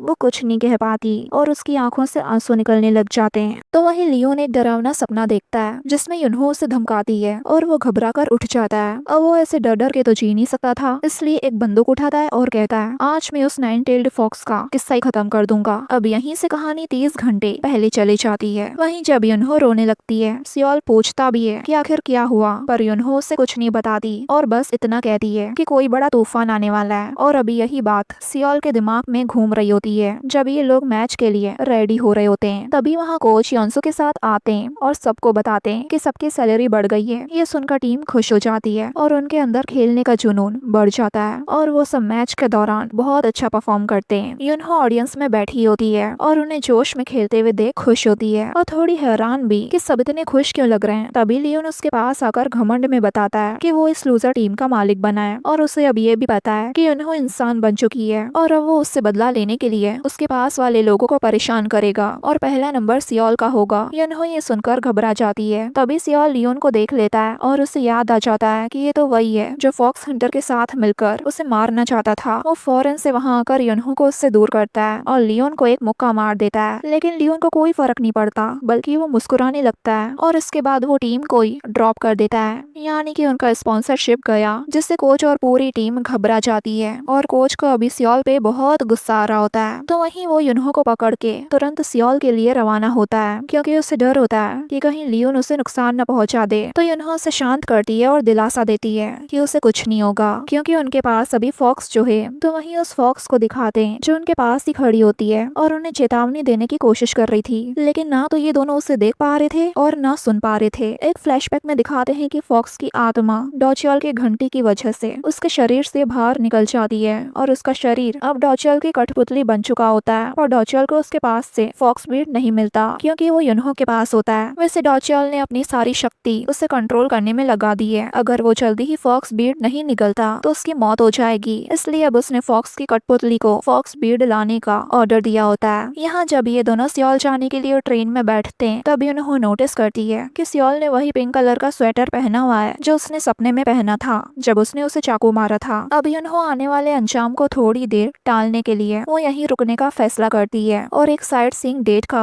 सजेशन देती है। अब वो दोनों सियोल न जाके एक पुराने जॉसन गांव घूमने जाते हैं जो कि एक टूरिस्ट स्पॉट है और वहाँ खूब मस्ती करते हैं बिल्कुल नॉर्मल कपल की तरह और पहली बार साथ में एक फोटो खिंचवाते लगते हैं। अब दिन ढलते ढलते युनहो उसे दिल से कहती है कि उसने अपनी जिंदगी हमेशा अकेले बिताई, लेकिन अब उसे लगता है कि सियोल हमेशा उसके साथ था। देन वो उससे पूछ बैठती है कि क्या तुम हमेशा मेरे साथ ऐसे रहने को तैयार हो जैसे हम अभी हैं। ये सुनकर सियोल भी एक्सेप्ट करता है कि उसके लिए युनहो उसके करियर से भी ज्यादा जरूरी है और वो उसके साथ यही जिंदगी बिताने को तैयार है। ये सुनकर युनहो इमोशनल हो जाती है और कहती है कि मैं हम दोनों के फ्यूचर को लेके डर रही हूँ, लेकिन डोंट वरी, फिर भी मैं कोई ना कोई रास्ता जरूर निकालूंगी जिससे तुम्हें तुम्हारी वो वाली लाइफ वापस मिल जाए। तो सियोल उसे समझाता है कि वो टेंशन ना ले क्योंकि वो पहले अपनी सारी कोशिशें कर चुकी है और बस जो है उसे एक्सेप्ट करे। फिर भी उन्होंने कहती है कि मैं गिव अप नहीं करूंगी और एक्सेप्ट करते हुए कहती है कि शायद मैं तुम्हें सच में लाइक करने लगी हूँ। उसके बाद दोनों ही एक दूसरे को किस करने लगते हैं। देन वो दोनों एक होटल में रुकते हैं। वहाँ सियोल ने ट्विन बेड वाला रूम बुक किया था, लेकिन उन्हें गलती से डबल बेड वाला रूम मिल जाता है। अब दोनों ही काफी शर्माने लगते हैं और कुछ समझ ही नहीं आता कि क्या बात करें। तभी सियोल रूम चेंज करवाने के लिए जाने लगता है तो युनहो उसे रोककर कहती है कि नहीं, मुझे ये रूम बहुत पसंद है। और उससे बहुत ज्यादा शर्माते हुए देख सियोल स्माइल करने लगता है और उसे अपने पास खींचकर किस कर लेता है और फिर थोड़ी देर बाद कन्फेस करता है कि वो उससे बहुत प्यार करता है और फिर दोनों किस करते करते उस बेड पे साथ सो जाते हैं। तो वहीं दूसरी तरफ पूरी टीम सियोल लौट आती है और अपने दोस्त सियोल से नाराज होती है क्योंकि उसके गायब होने से स्पॉन्सरशिप जो खराब हो गई थी। तभी अंसु आके उन्हें बताती है कि उसे अभी अभी पता चला कि 9 साल पहले सियोल का एक्सीडेंट करने वाला कोई और नहीं लियोन था। तब सारे दोस्तों को समझ आता है कि सियोल ने अपना आपा खो के लियोन को मुक्का क्यों मारा। अब सारे लड़के शर्मिंदा होते हैं और सियोल के घर आते हैं, लेकिन घर के अंदर आते ही उनके होश उड़ जाते हैं क्योंकि वहाँ सब कुछ बिखरा पड़ा था। इधर दिखाते हैं कि अब सियोल और युनहो भी सियोल लौट आए थे, लेकिन तभी युनहो उसे अपना पिंक वाला स्वेटर फेंकने के लिए कहती है और उसे न चाहते हुए भी फेंकना पड़ता है क्योंकि वो स्वेटर सियोल की दादी ने उसे दिया था, इसलिए सियोल उसे फेंकना नहीं चाह रहा होता। लेकिन युनहो के गुस्से के सामने वो कुछ नहीं बोल पाता। अब उस स्वेटर के फेंक जाने के बाद युनहो को फाइनली थोड़ी राहत मिलती है, लेकिन तभी कठपुतली फॉक्स उनके सामने आ जाती है और युनहो से अपना फॉक्स बीड वापस मांगती है। पर युनहो उसके बोलने के टोन से समझ जाती है कि वो कोई और है और फॉक्स बीड उसे देने से मना कर देती है। पहले तो वो कठपुतली फॉक्स गुस्से में सियोल को दूर फेंकती है और युनहो के दिमाग में घुसकर उसे उसकी दोस्त गिम्हो बनकर मिलती है ताकि युनहो उसे फॉक्स बीड का पता बता दे, यानी उसे बहकाने लगती है। तो वहीं दूसरी तरफ डॉचियल लियोन को अपना पूरा प्लान बताता है कि फॉक्स बीड निकलने से वो अमर हो जाएगा क्योंकि वो आत्माओं और देवताओं से बदला लेना चाहता है जिन्होंने उसकी फैमिली को मार दिया था। वो बस इसलिए क्योंकि उसने शामनिक शक्तियाँ अपनाने से इनकार कर दिया था। अब अमर बनने के बाद वो स्वर्ग को भी नष्ट करना चाहता है। वैसे लियोन को उसका प्लान और उसकी बातें सब बकवास लगता है, लेकिन वो उसका पागलपन देखकर चुप रहना ही बेहतर समझता है, जबकि डॉचियल उसके छोटे छोटे डर का मजाक उड़ाता है। वैसे यहाँ युनहो को याद ही नहीं होता कि सियोल कौन है और उसने फॉक्स बीड कहाँ छुपाया है, यानी वो इंसान बनने का सब कुछ भूल चुकी थी।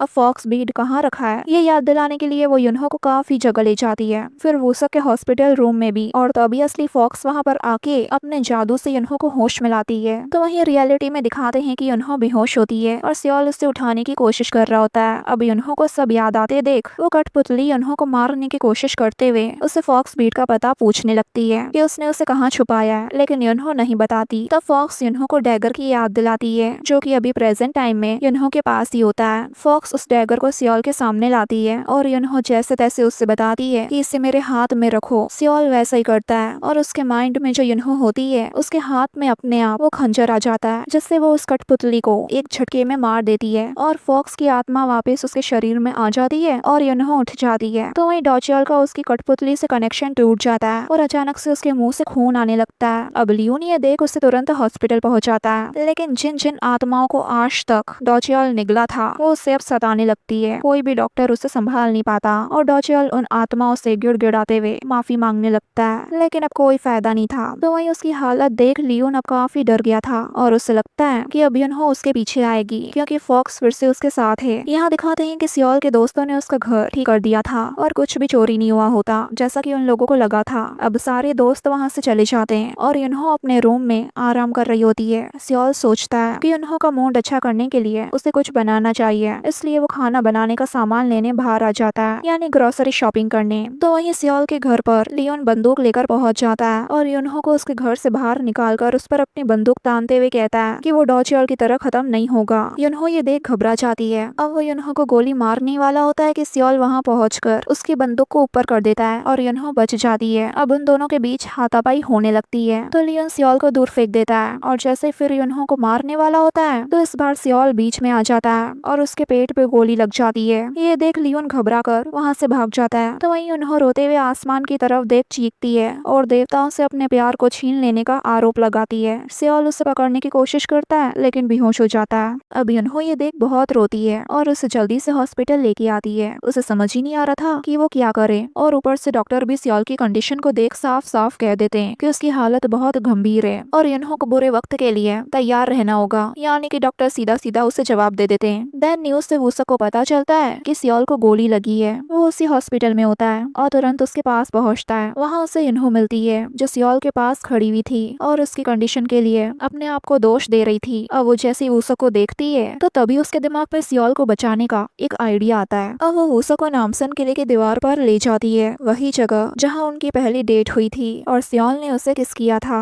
और वही जगह भी जहाँ उसने सपने में सियोल को खुद को चाकू मारते हुए देखा था। अब युनहो उसे अपना खंजर देते हुए कहती है कि इससे मुझे मारो। ये सुनकर वूसक शॉक हो जाता है। तब युनहो उसे बताती है कि उसने जो भी किस्मत से छेड़छाड़ की है वो सब मिट जाएगा और सियोल भी बच जाएगा। और इस टाइम युनहो को अपने इस फैसले पर बिल्कुल भी पछतावा नहीं होता क्योंकि वो बस किसी भी तरह सियोल को बचाना चाहती है और खुशी खुशी अपनी जान सियोल के लिए देने को तैयार है। अब पहले तो वूसक थोड़ा हिचकिचाता है पर फिर वो उसे चाकू से मार देता है। अब जैसा ही उन्होंने सोचा था सब कुछ वापस पहले जैसा हो जाता है। लड़कों की बदली हुई किस्मत फिर से बदल जाती है और वही होता है जो शुरुआत से होना लिखा था। सियोल युनहो को चाकू मारता है और यही सपना युनहो ने देखा था। सियोल जब होश में आता है तो वो अपने आप को युनहो को मारते हुए देख चौंक जाता है और युनहो की कंडीशन को देख पूरी तरह टूट जाता है। तो वही युनहो दुखी होती है कि वो उसकी यादें मिटा नहीं सकती ताकि वो उसे खोने का दर्द न झेले। अब मरने से पहले वो अपनी आखिरी इच्छा बताती है कि सियोल उसे भूल जाए और अपनी जिंदगी में आगे बढ़े। और फिर वो ये भी कन्फेस करती है कि वो उससे बहुत प्यार करती है और ये कहते कहते वो गायब हो जाती है और सियोल बहुत रोने लगता है। तभी एक फ्लैशबैक में दिखाते हैं कि वूसक और युनहो के बीच एक सौदा हुआ था। वूसक उसे अपना ब्लैक कार्ड देता है और युनहो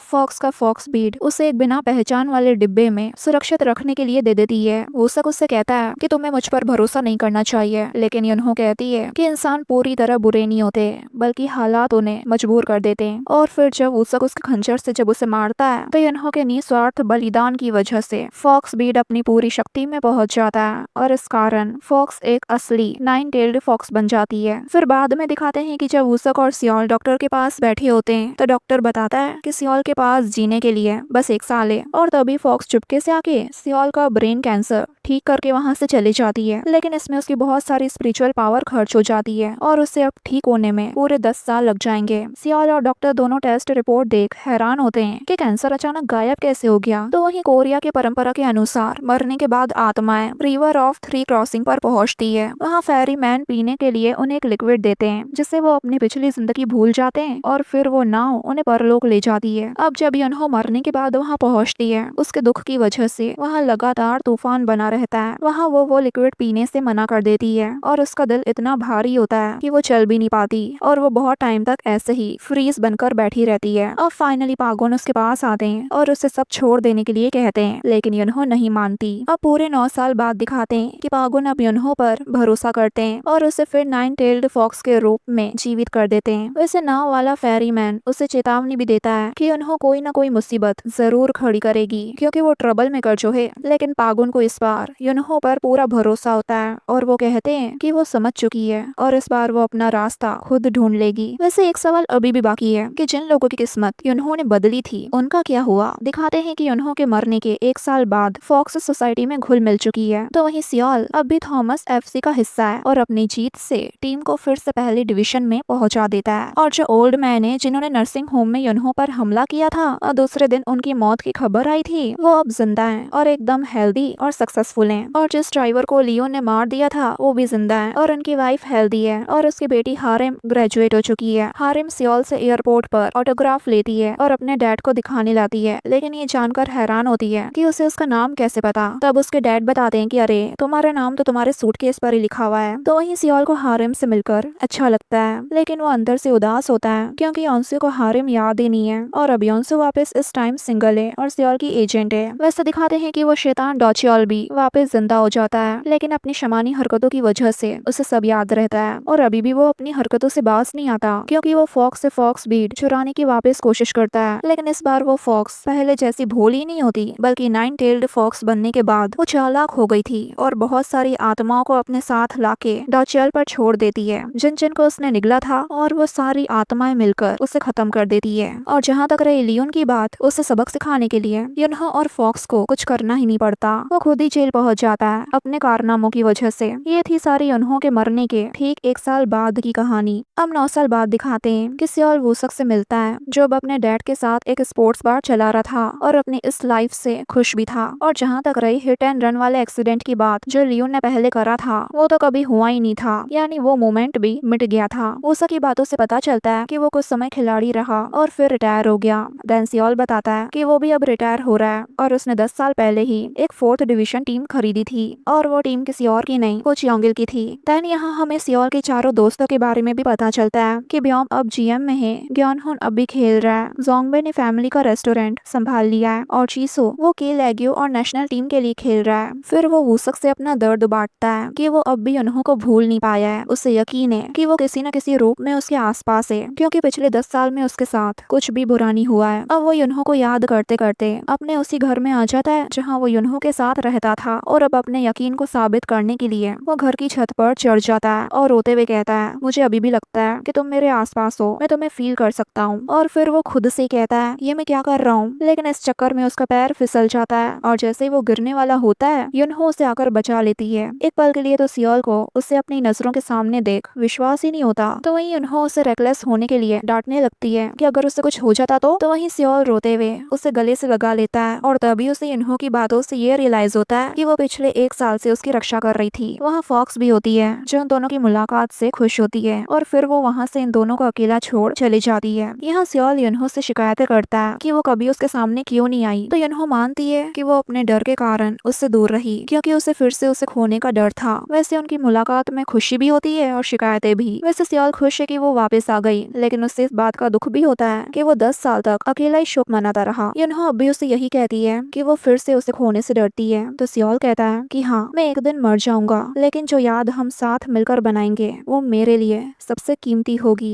फिर वो उसे भागकर दूर न जाने की विनती करने लगता है और वो मान जाती है और दोनों एक दूसरे को किस करने लगते हैं। अब अगले दिन दोनों फिर से एक डेट पर जाते हैं और युनहो इस बार उनका हर पल रिकॉर्ड करना चाहती थी, इसलिए उसने पूरे फिल्म क्रू को ही हायर कर लिया होता है। सियोल थोड़ा नर्वस होता है, पर फिर वो मुस्कुराते हुए उसका साथ देता है, क्योंकि उसके पास कोई चारा भी नहीं था। लेकिन इस दौरान उसको जरा सा भी फील नहीं आता कि वो दोनों डेट पर हैं। खैर, दिन तो जैसे तैसे बीत जाता है। फिर सियोल उससे कहता है, क्यों ना हम दोनों एक ऐसी जगह चलें जहाँ सिर्फ और सिर्फ हम दोनों हों। इसलिए अब युनहो उसे अपने नॉर्थ कोरिया वाले घर में ले आती है। सियोल को उसका घर बहुत पसंद आता है, लेकिन फिर उसे इस बात की चिंता भी होती है कि उसके मरने के बाद युनहो अकेली रहेगी। और अब दोनों ही इस पल में खो जाते हैं और जब एक दूसरे को किस करने वाले होते हैं, तभी पीछे से फॉक्स आकर हंसते हुए कहती है कि डोंट वरी, युनहो अब अकेली नहीं रहेगी। उससे देख वो दोनों ही एकदम से डर गए थे। अब युनहो उसे बिना बुलाए उसके घर पर आने के लिए डांटने लगती है, तो वो सियोल के सामने पूरी पोल खोल देती है कि उससे दूर रहकर युनहो का क्या हाल हुआ था। वो रात दिन बस उसे याद करके